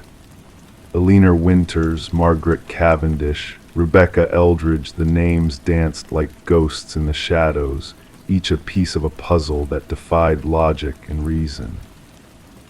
As forensic teams unearthed the chilling truth buried beneath the garden, the boundaries between past and present blurred, revealing a tale of obsession and tragedy that spanned decades. Rebecca Eldridge, the elusive figure behind the facade of Margaret Cavendish, emerged as the orchestrator of a macabre charade, a charade that ended in murder and deceit. The walls themselves bore witness to the confession of a fractured mind, a testament to the darkness that lurked within the human psyche. For Alina's family, closure came 3 decades late, a bittersweet resolution to a tale of loss and betrayal. And for Michael and Sarah, their dream home became a haunting reminder of a truth too chilling to ignore, a truth that whispered through the cracks in the walls, echoing into the depths of the night. Story 19. It showed up in her mailbox, nestled within a nondescript envelope devoid of any sender's details. A solitary brass key, its surface weathered by the passage of time. The homeowner, Sarah Miller, couldn't place it, yet an inexplicable sense of déjà vu washed over her upon touching it. Testing it in every lock she owned proved futile. None responded to its touch. Clearly, it belonged to someone else. But when she set it down on the coffee table, a long silent grandfather clock in the hallway emitted a solitary, echoing chime, a sound that hadn't graced the home in years. Puzzled and unsettled, Sarah promptly alerted the authorities about this peculiar event. Initially met with skepticism, the responding officer brushed off Sarah's concerns as a mere mix-up in the mail. Just a key, he reasoned. However, Sarah couldn't shake off the feeling that something was amiss. Reluctantly, the officer accepted the key as evidence, more to pacify Sarah than anything else. Little did he know that this seemingly innocuous key would unravel a dark and haunting mystery that would shake the serene suburban neighborhood to its core. When Detective Robert Harmon inherited the case file during the morning briefing, he sensed an underlying gravity beneath the surface. As a seasoned investigator from the Special Victims Unit, Harmon possessed a knack for recognizing cases that transcended their outward appearance. The brass key sat innocuously on his desk, yet an unsettling aura lingered around it. Investigative efforts revealed Sarah Miller to be an upstanding member of the community with no criminal record, a retired teacher. a widow, a mother. Her life seemed devoid of any suspicious activity, her innocence shining through in financial records and personal interactions. The forensic team's analysis of the key yielded only Sarah's fingerprints, while the envelope divulged nothing but a common postmark from the regional distribution center. No DNA traces, no tangible leads, just a worn Schlage key, aged and unassuming. A breakthrough arrived unexpectedly when Detective Harmon decided to run the key's unique biddings through the department's database. A match from a cold case 7 years prior emerged, linking the key to a storage unit where a gruesome assortment of evidence had been unearthed: bloodied carpets, tools of disarray, and haunting photographs of unknown women. The original investigation had hit a dead end due to insufficient evidence to unmask the perpetrator. Delving into the dusty case files, Harmon discovered a web of darkness intertwined with the past. The key's origins led to Harold Jenkins, a former neighbor of Sarah's who had slipped through the cracks 6 years ago. Jenkins, a shadowy figure with a transient history, had eerie connections to Sarah, having been a substitute teacher at her school. His unassuming demeanor camouflaged a sinister reality, a reality that would soon come to light in the most chilling of ways. As the investigation deepened, a harrowing revelation surfaced: a hidden room beneath the floorboards of a cabin registered in Jenkins' deceased mother's name. Inside, neatly arranged shelves displayed a collection of identical brass keys, each bearing a name and a date.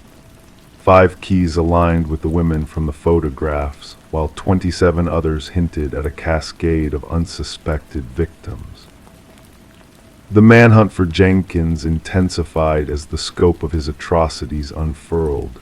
Dubbed the Keymaster by the media, Jenkins had meticulously documented his crimes, leaving behind a trail of terror that spanned nearly a decade. Sarah, now under constant protection, grappled with the chilling realization that she had been unwittingly drawn into a predator's twisted game.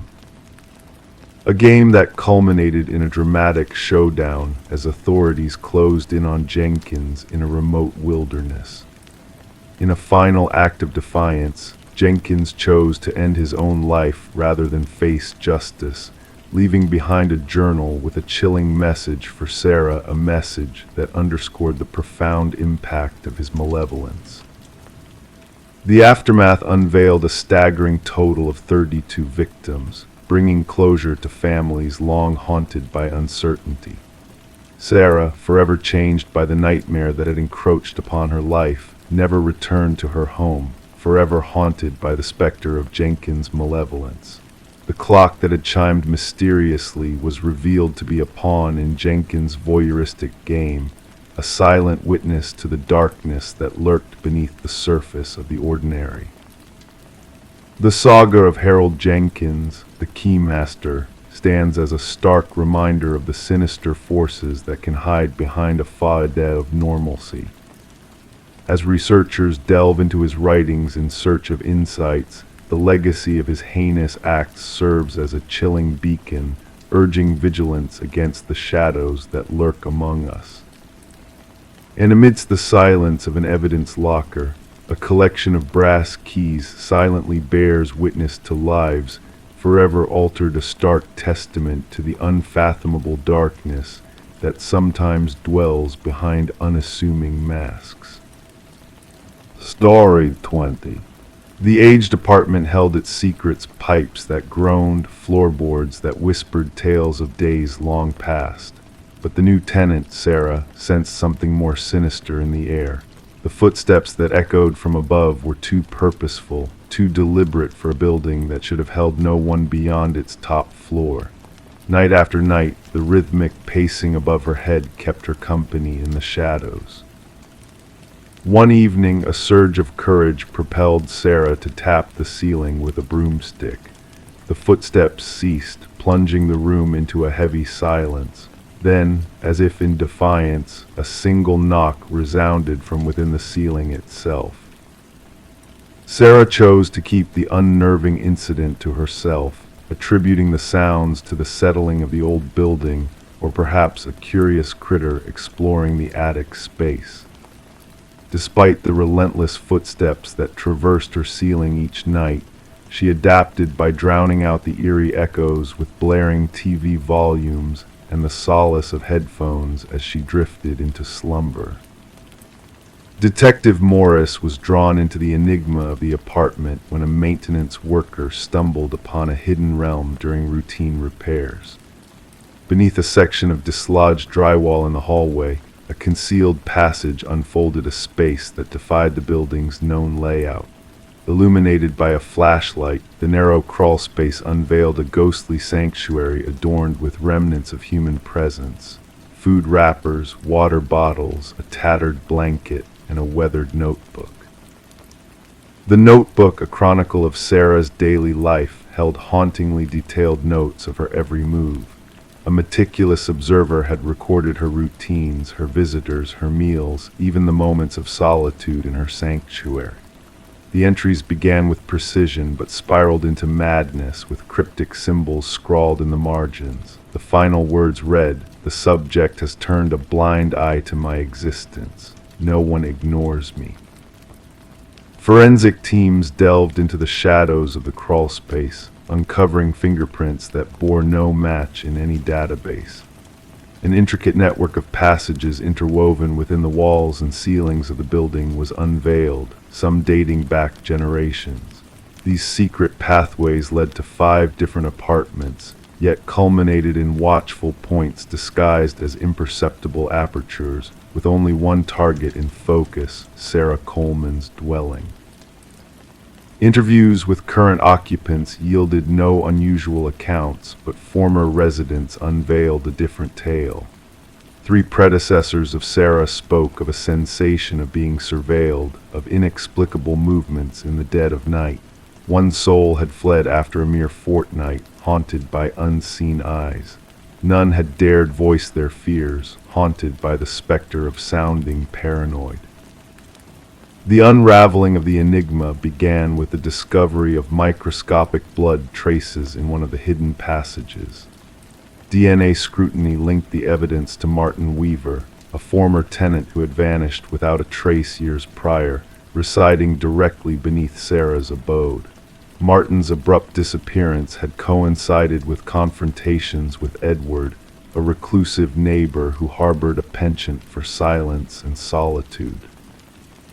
Edward's pattern of transient habitation across multiple buildings unveiled a chilling narrative of isolation and secrecy.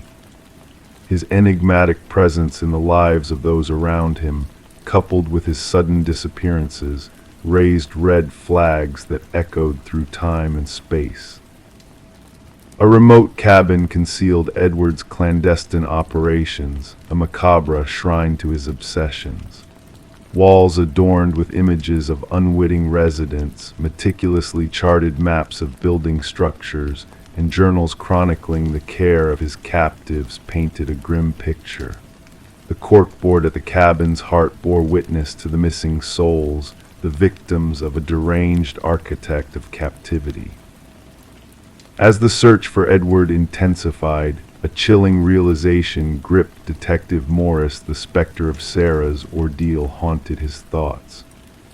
The phantom footsteps that traversed her ceiling, the silent observer in the shadows, the unsettling knowledge that someone had watched her every move in the darkness. The hunt for Edward, now revealed as Edward Mercer, a master of concealment and manipulation, intensified. Thermal scans revealed no current occupancy within the hidden passages. Sarah Coleman's fate remained shrouded in uncertainty, her disappearance echoing across state lines. Detective Morris, in the solitude of his own abode, finds himself gazing at his ceiling on restless nights, pondering the secrets that may lurk beyond. The ghostly echoes of footsteps, the unspoken whispers of the walls, and the chilling thought of who else might be listening in the stillness of the night. Story 21. The ancient library faced its final hour, marked for destruction. The workers toiled tirelessly, nearing the end of their task, when a serendipitous stumble unveiled a hidden latch within a dusty bookshelf. With a gentle click, the shelf swung open, unveiling a clandestine passage leading to a forgotten chamber. The air within was heavy, untouched by human hands for decades. In the dimness, there stood no furniture except for a solitary chair, firmly anchored to the floor. And scrawled repeatedly on the wall, a haunting message echoed, "I am still here." The construction foreman swiftly alerted the authorities, summoning the police to the scene.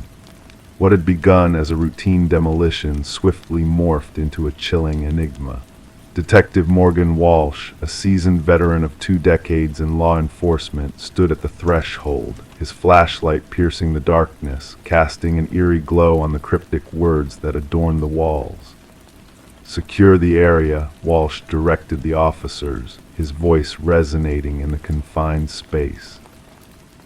"No one disturbs anything until forensics arrives." The history of the building whispered of intriguing tales. Once owned by the Harrington family, pillars of the community, the library had been gifted to the public following the mysterious vanishing of their daughter, Rebecca. She had disappeared in her final year of college, leaving behind no trace except her abandoned car near the woods. Despite exhaustive searches and inquiries, the case had gone cold. The prevailing notion hinted at her fleeing to forge a new life, a narrative her family vehemently refuted, convinced of a darker reality. As forensic experts meticulously combed through the hidden chamber, they unearthed hair strands and fibers embedded in the chair. The scratches on the wall harbored faint traces of blood and skin cells beneath layers of dust. Initial analyses hinted at a young female as the source of the biological remnants. "This chair was meant for confinement," the forensic analyst remarked, gesturing towards the weathered leather straps and bolt holes. "The occupant must have fought fiercely." Walsh assembled a team to delve into the enigmatic past of the Harrington lineage. The timing of the library's donation gnawed at him. It coincided eerily with Rebecca's disappearance, a correlation that now bore weighty significance.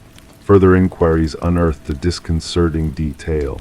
The bookshelf concealing the hidden chamber had been installed by a contractor exclusively hired by Maxwell Harrington, Rebecca's uncle and the patriarch of the family. Financial records revealed exorbitant payments to this contractor, surpassing standard renovation costs. Former library staff expressed shock at the discovery, affirming ignorance of the concealed room. However, an elderly librarian recounted Maxwell's solitary hours spent in that section of the building after closing time, a detail that had evaded notice.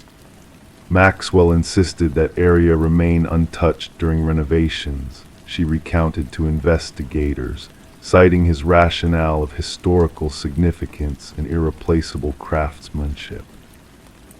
The investigation reached a crescendo when DNA results conclusively linked the genetic material from the hidden chamber to samples from Rebecca's hairbrush found in her old bedroom.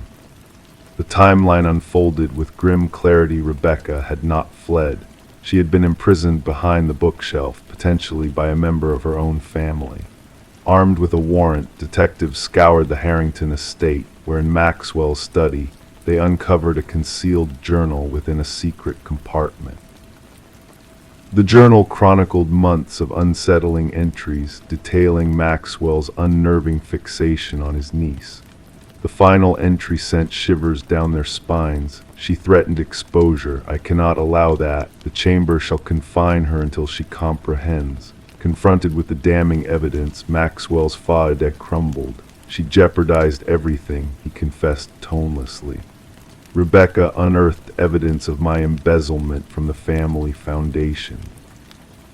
The family's reputation was paramount. I could not permit her to tarnish it." His admission painted a macabre portrait. Maxwell had ensnared Rebecca in the library, subduing her and ensnaring her in the hidden chamber. His plan was to detain her until she succumbed to silence, but fate intervened. During a confrontation, Rebecca had attempted to break free. In the ensuing struggle, Maxwell had extinguished her life. "Panic consumed me," Maxwell recounted in his confession. "I interred her beneath the chamber's floor and sealed it off. Then I donated the building to ensure the concealed section remained untouched." Ground-penetrating radar confirmed human remains beneath the chamber's floor. The excavation unveiled Rebecca's skeletal remains, her wrist adorned with the silver bracelet gifted by her parents on her 20th birthday. The Harrington family bore witness to Maxwell's sentencing, a somber closure to a harrowing chapter. Rebecca's mother clutched her daughter's recovered bracelet, a poignant relic to inter with her remains. The library's demolition halted indefinitely, transforming into a site of remembrance and contemplation. Community members laid flowers at the entrance, paying homage to a life extinguished prematurely, a truth veiled behind a bookshelf awaiting revelation.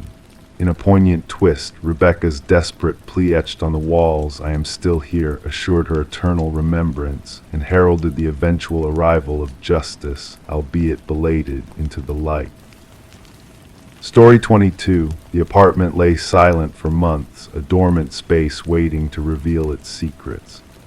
The new tenants, weary from the move, expected nothing more than layers of dust and perhaps a few forsaken relics left behind.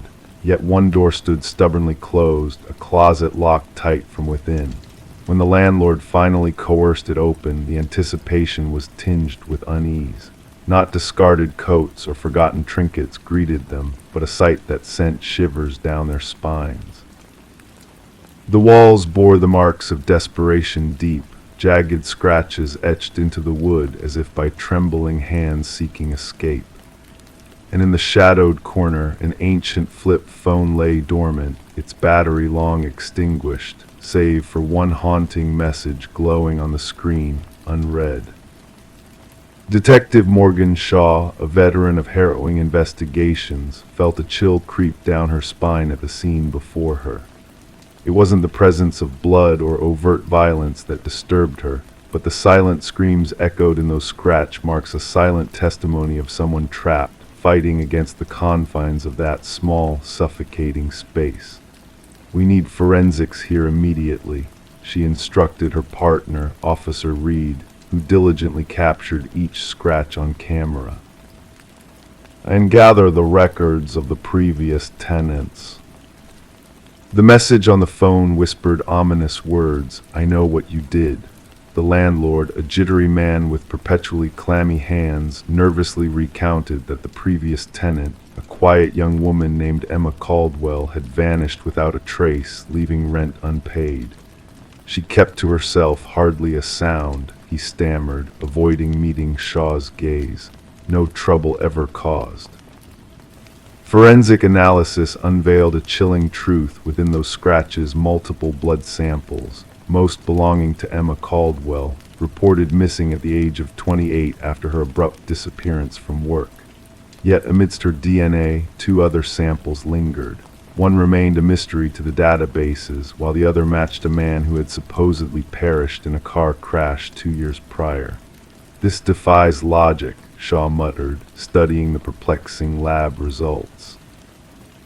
Derek Mercer, declared dead and identified through dental records after an assault conviction, now left his mark on those closet walls.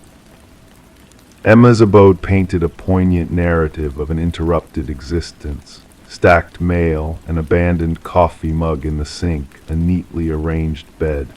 Her phone records revealed a sudden silence in her conversations with her sister, punctuated by a flurry of calls from an unknown number before her disappearance. The sister mentioned a mysterious boyfriend, Officer Reed relayed. No name, just described as intense and private. Surveillance footage unveiled a shadowed figure, obscured by a cap, following Emma into her building one fateful night. The breakthrough arrived with the discovery of partial fingerprints on the closet doorknob belonging to none other than Derek Mercer. He faked his death, Shaw deduced. But why and how does he connect to Emma? The enigma deepened with the revelation of another missing woman, Lynette Porter, whose vanished trail intertwined with Emma's. A vehicle linked to Derek Mercer's family frequented Emma's address, matching his physical description. The investigation unraveled a web of deceit leading to a secluded property in Mercer's name. Behind fortified basement doors, they unearthed Lynette Porter alive but withered, confined in a chamber reminiscent of Emma's prison.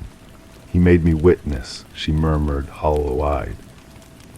"Said I needed to learn the fate of those who dare to flay." Evidence mounted against Derek Mercer, diaries chronicling his obsession with dominance, photographs resembling Emma and Lynette, and damning footage of him coercing Emma into that suffocating closet. "She thought she could expose me," his voice echoed in the recording. "Tell our story, no one betrays me." The manhunt for Derek Mercer spanned jurisdictions, his capture a race against time.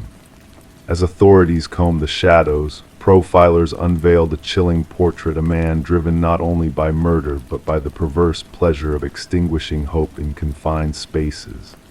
When they finally apprehended him at a bus terminal, Mercer bore a new identity and a ticket to an unknown coastal destination.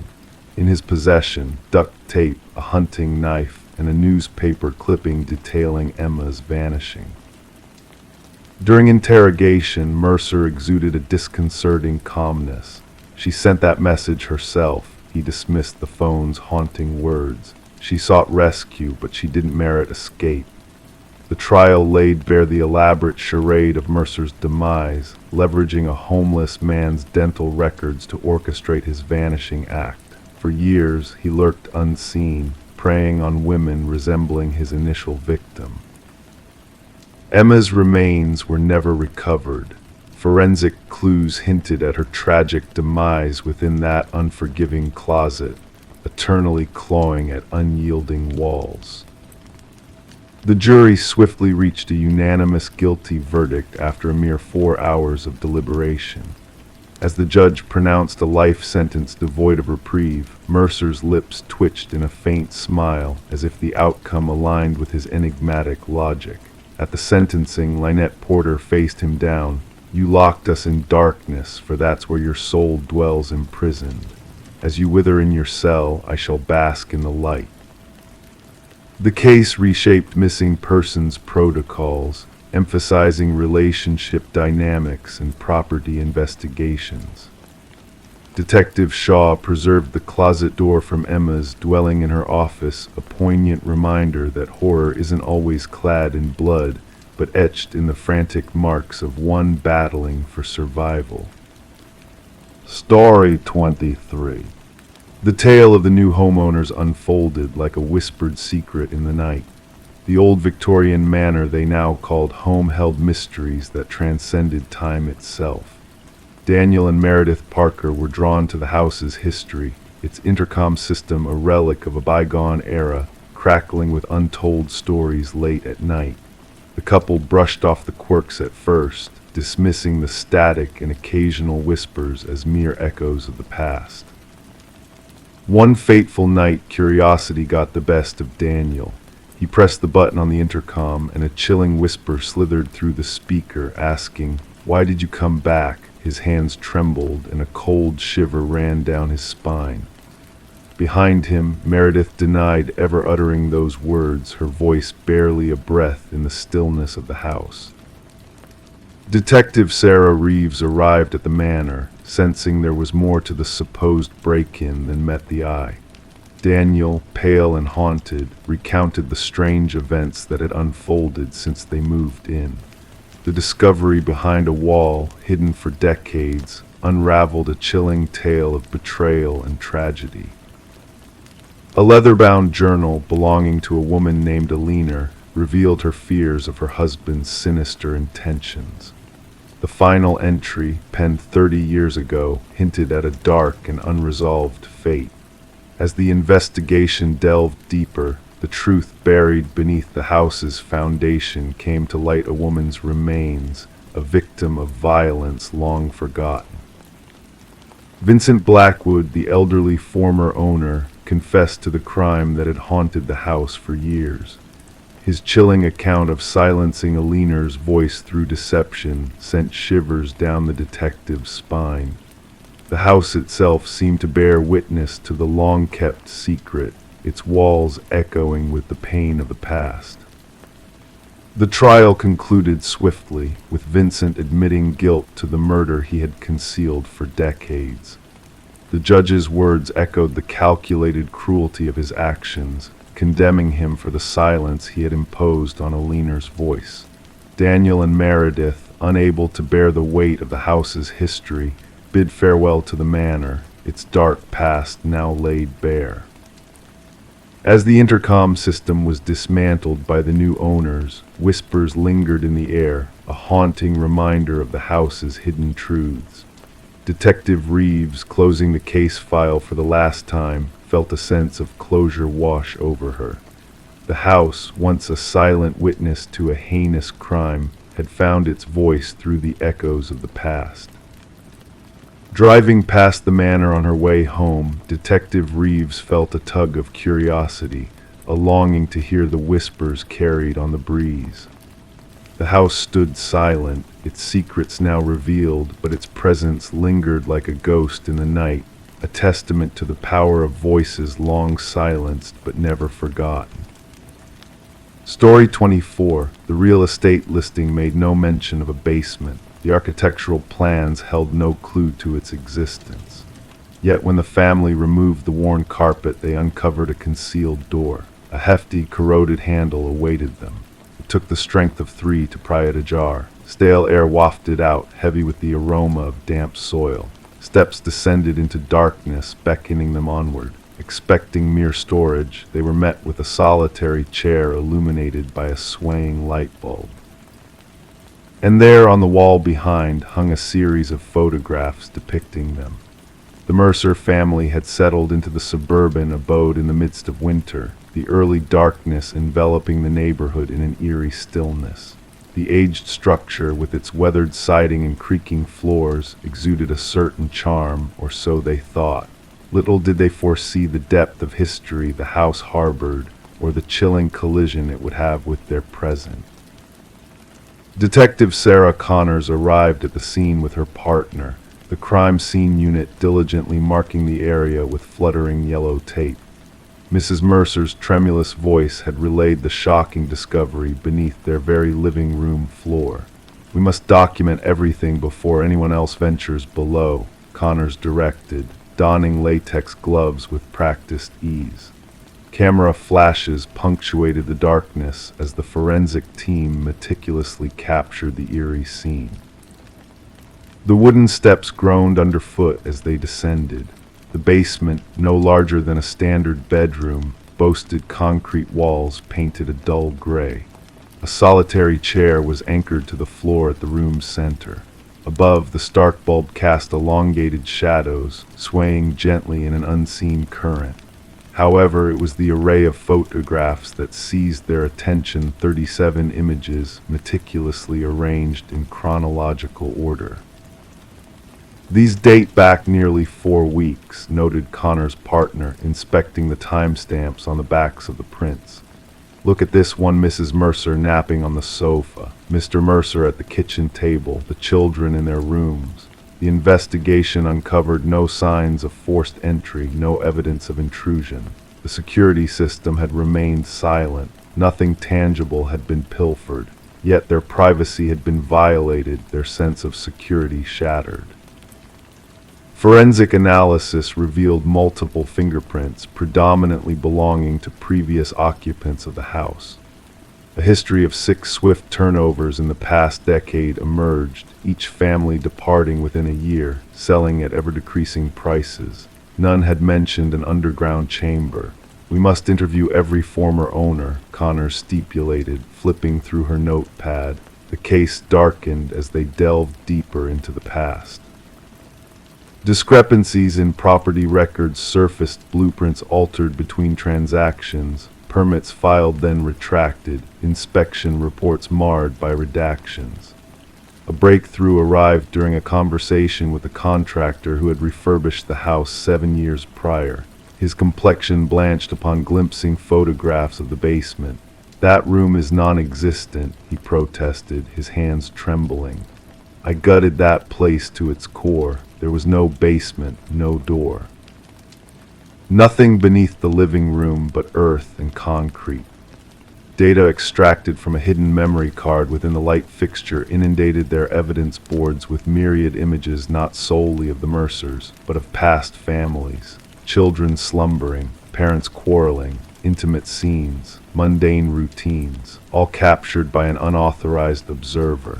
The case veered into darker territory as audio files emerged from a weatherproof box concealed in the basement. Recordings of conversations held in the master bedroom, the kitchen, the living area. Despite an exhaustive initial search, no hidden microphones had been located. "We must scrutinize every wall," Connors commanded, urgency lacing her words. "Inspect air vents, light fixtures, electrical outlets. The perpetrator has been surveilling these families for years." Beyond the photograph wall, investigators stumbled upon a narrow passage leading to a minuscule monitoring station. A desk, a chair.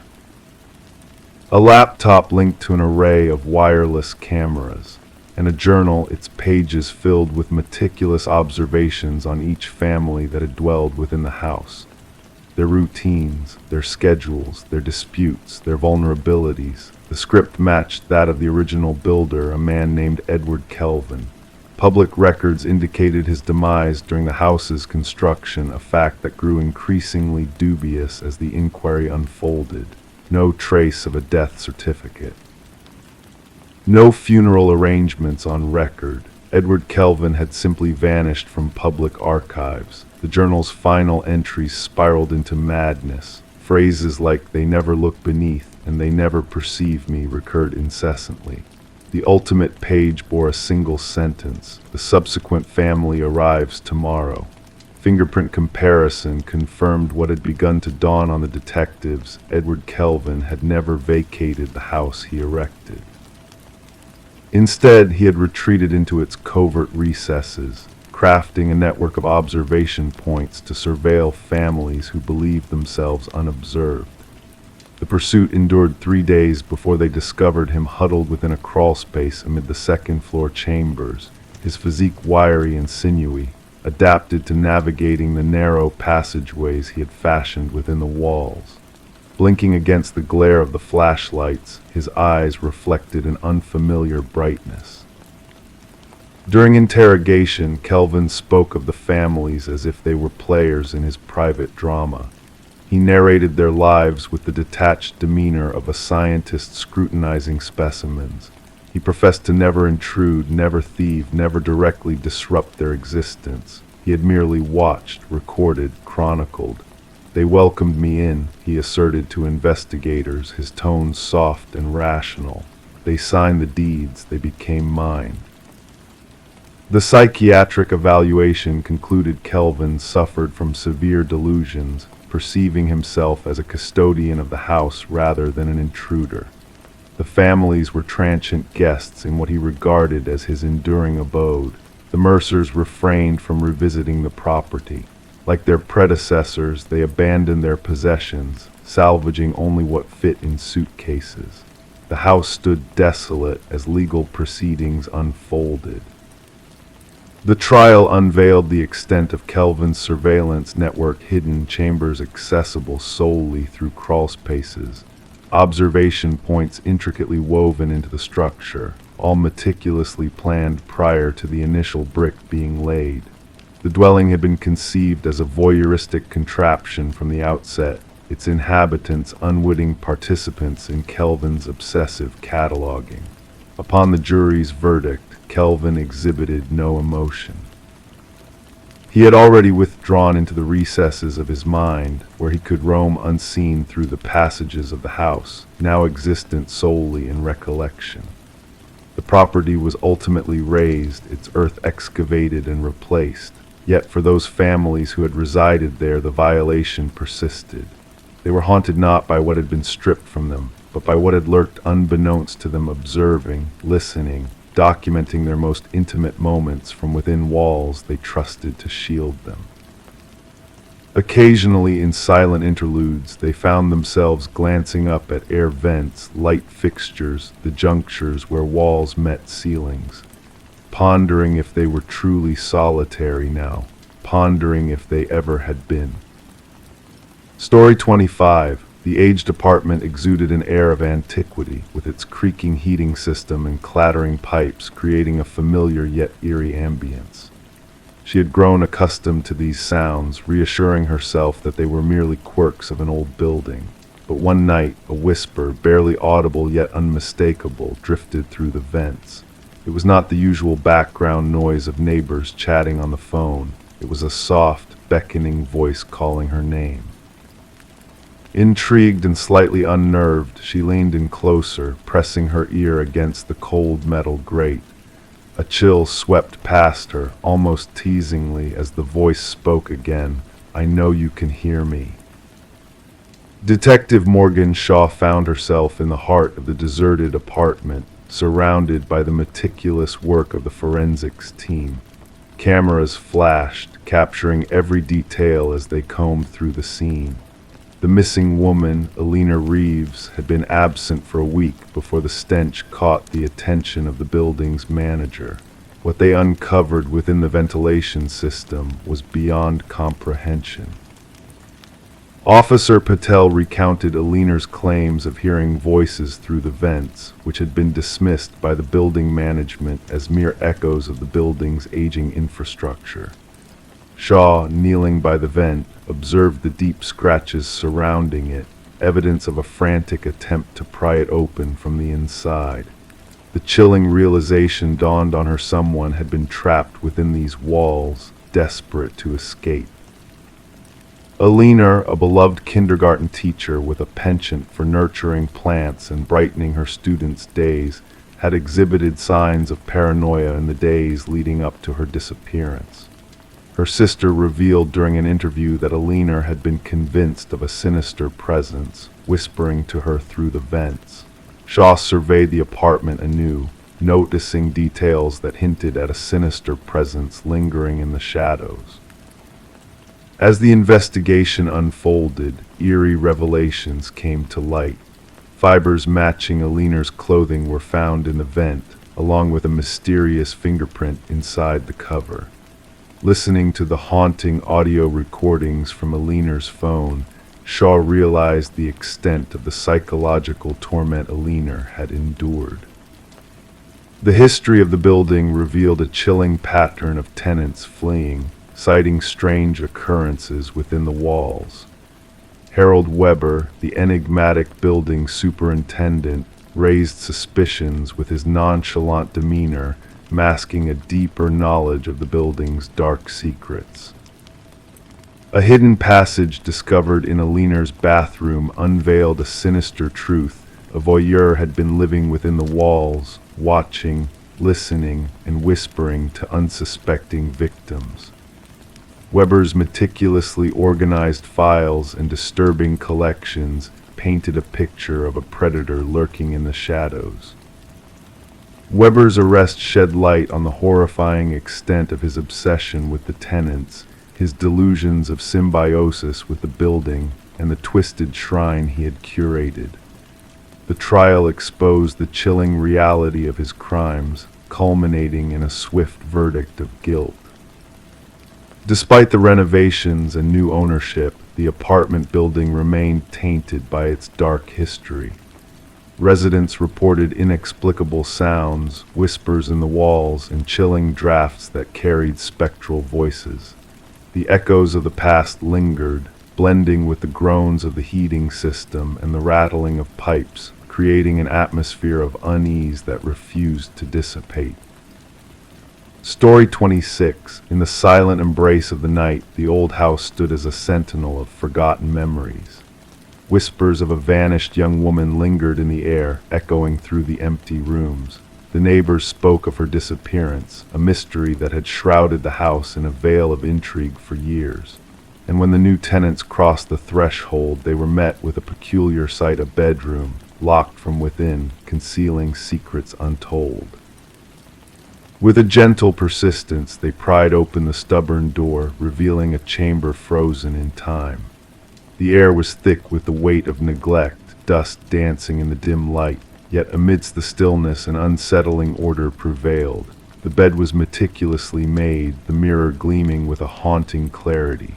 And there, upon the desk, a lone candle stood as a sentinel of the past, its wax a silent witness to forgotten moments. As their eyes traced the room's silent narrative, they came upon a notebook, its pages a tapestry of ink and paper.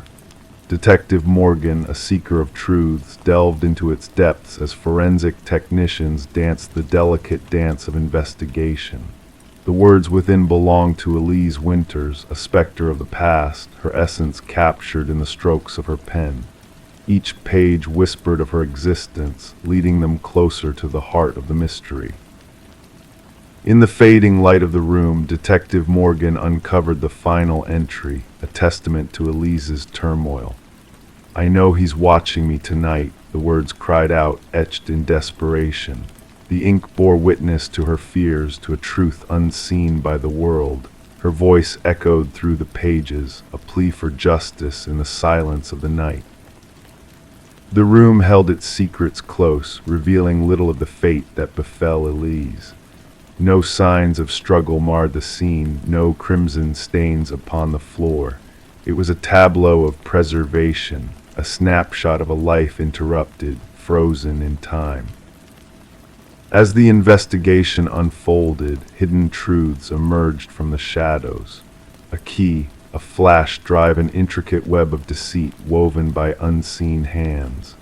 The darkness within the room gave way to a brighter revelation, exposing the sins of the powerful and the price paid by the innocent.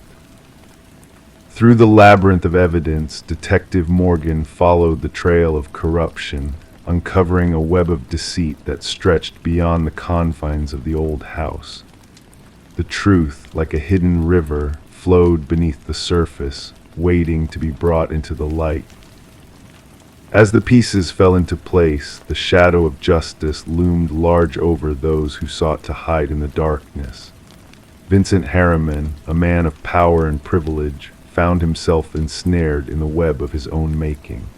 The walls of deceit crumbled around him, revealing the true face of a man consumed by greed and malice. In the hushed courtroom, the echoes of Elise's voice reverberated, a testament to her courage and her unwavering pursuit of truth. The scales of justice tipped in her favor, casting a light upon the darkness that had sought to consume her. And so the house remained a silent witness to the unfolding drama, a monument to a young woman's courage and a reminder of the power of truth. The whispers of the past lingered in its halls, a haunting melody of justice served and lives forever changed. As night fell upon the old house once more, the echoes of Elise's presence whispered through the empty rooms. Her spirit, a guardian of truth, watched over the silent abode, a beacon of hope in a world shrouded in shadows. And in the stillness of the night, justice prevailed, casting a light that could never be extinguished. Story 27. In the quiet hush of the night, let me guide you through a tale of mystery that will soothe your mind and lull you to sleep. Picture a woman named Rebecca Morgan, who found herself reluctantly drawn to the attic of her new rental home. It was a place she avoided, shrouded in shadows and echoes of forgotten memories. But fate had other plans when a storm revealed a leak in the roof, forcing her to confront the dusty, cobweb-laden space. As she ventured deeper, her eyes fell upon an old dollhouse tucked away in the corner, its miniature furniture arranged with eerie precision. Upon closer inspection, Rebecca's heart skipped a beat.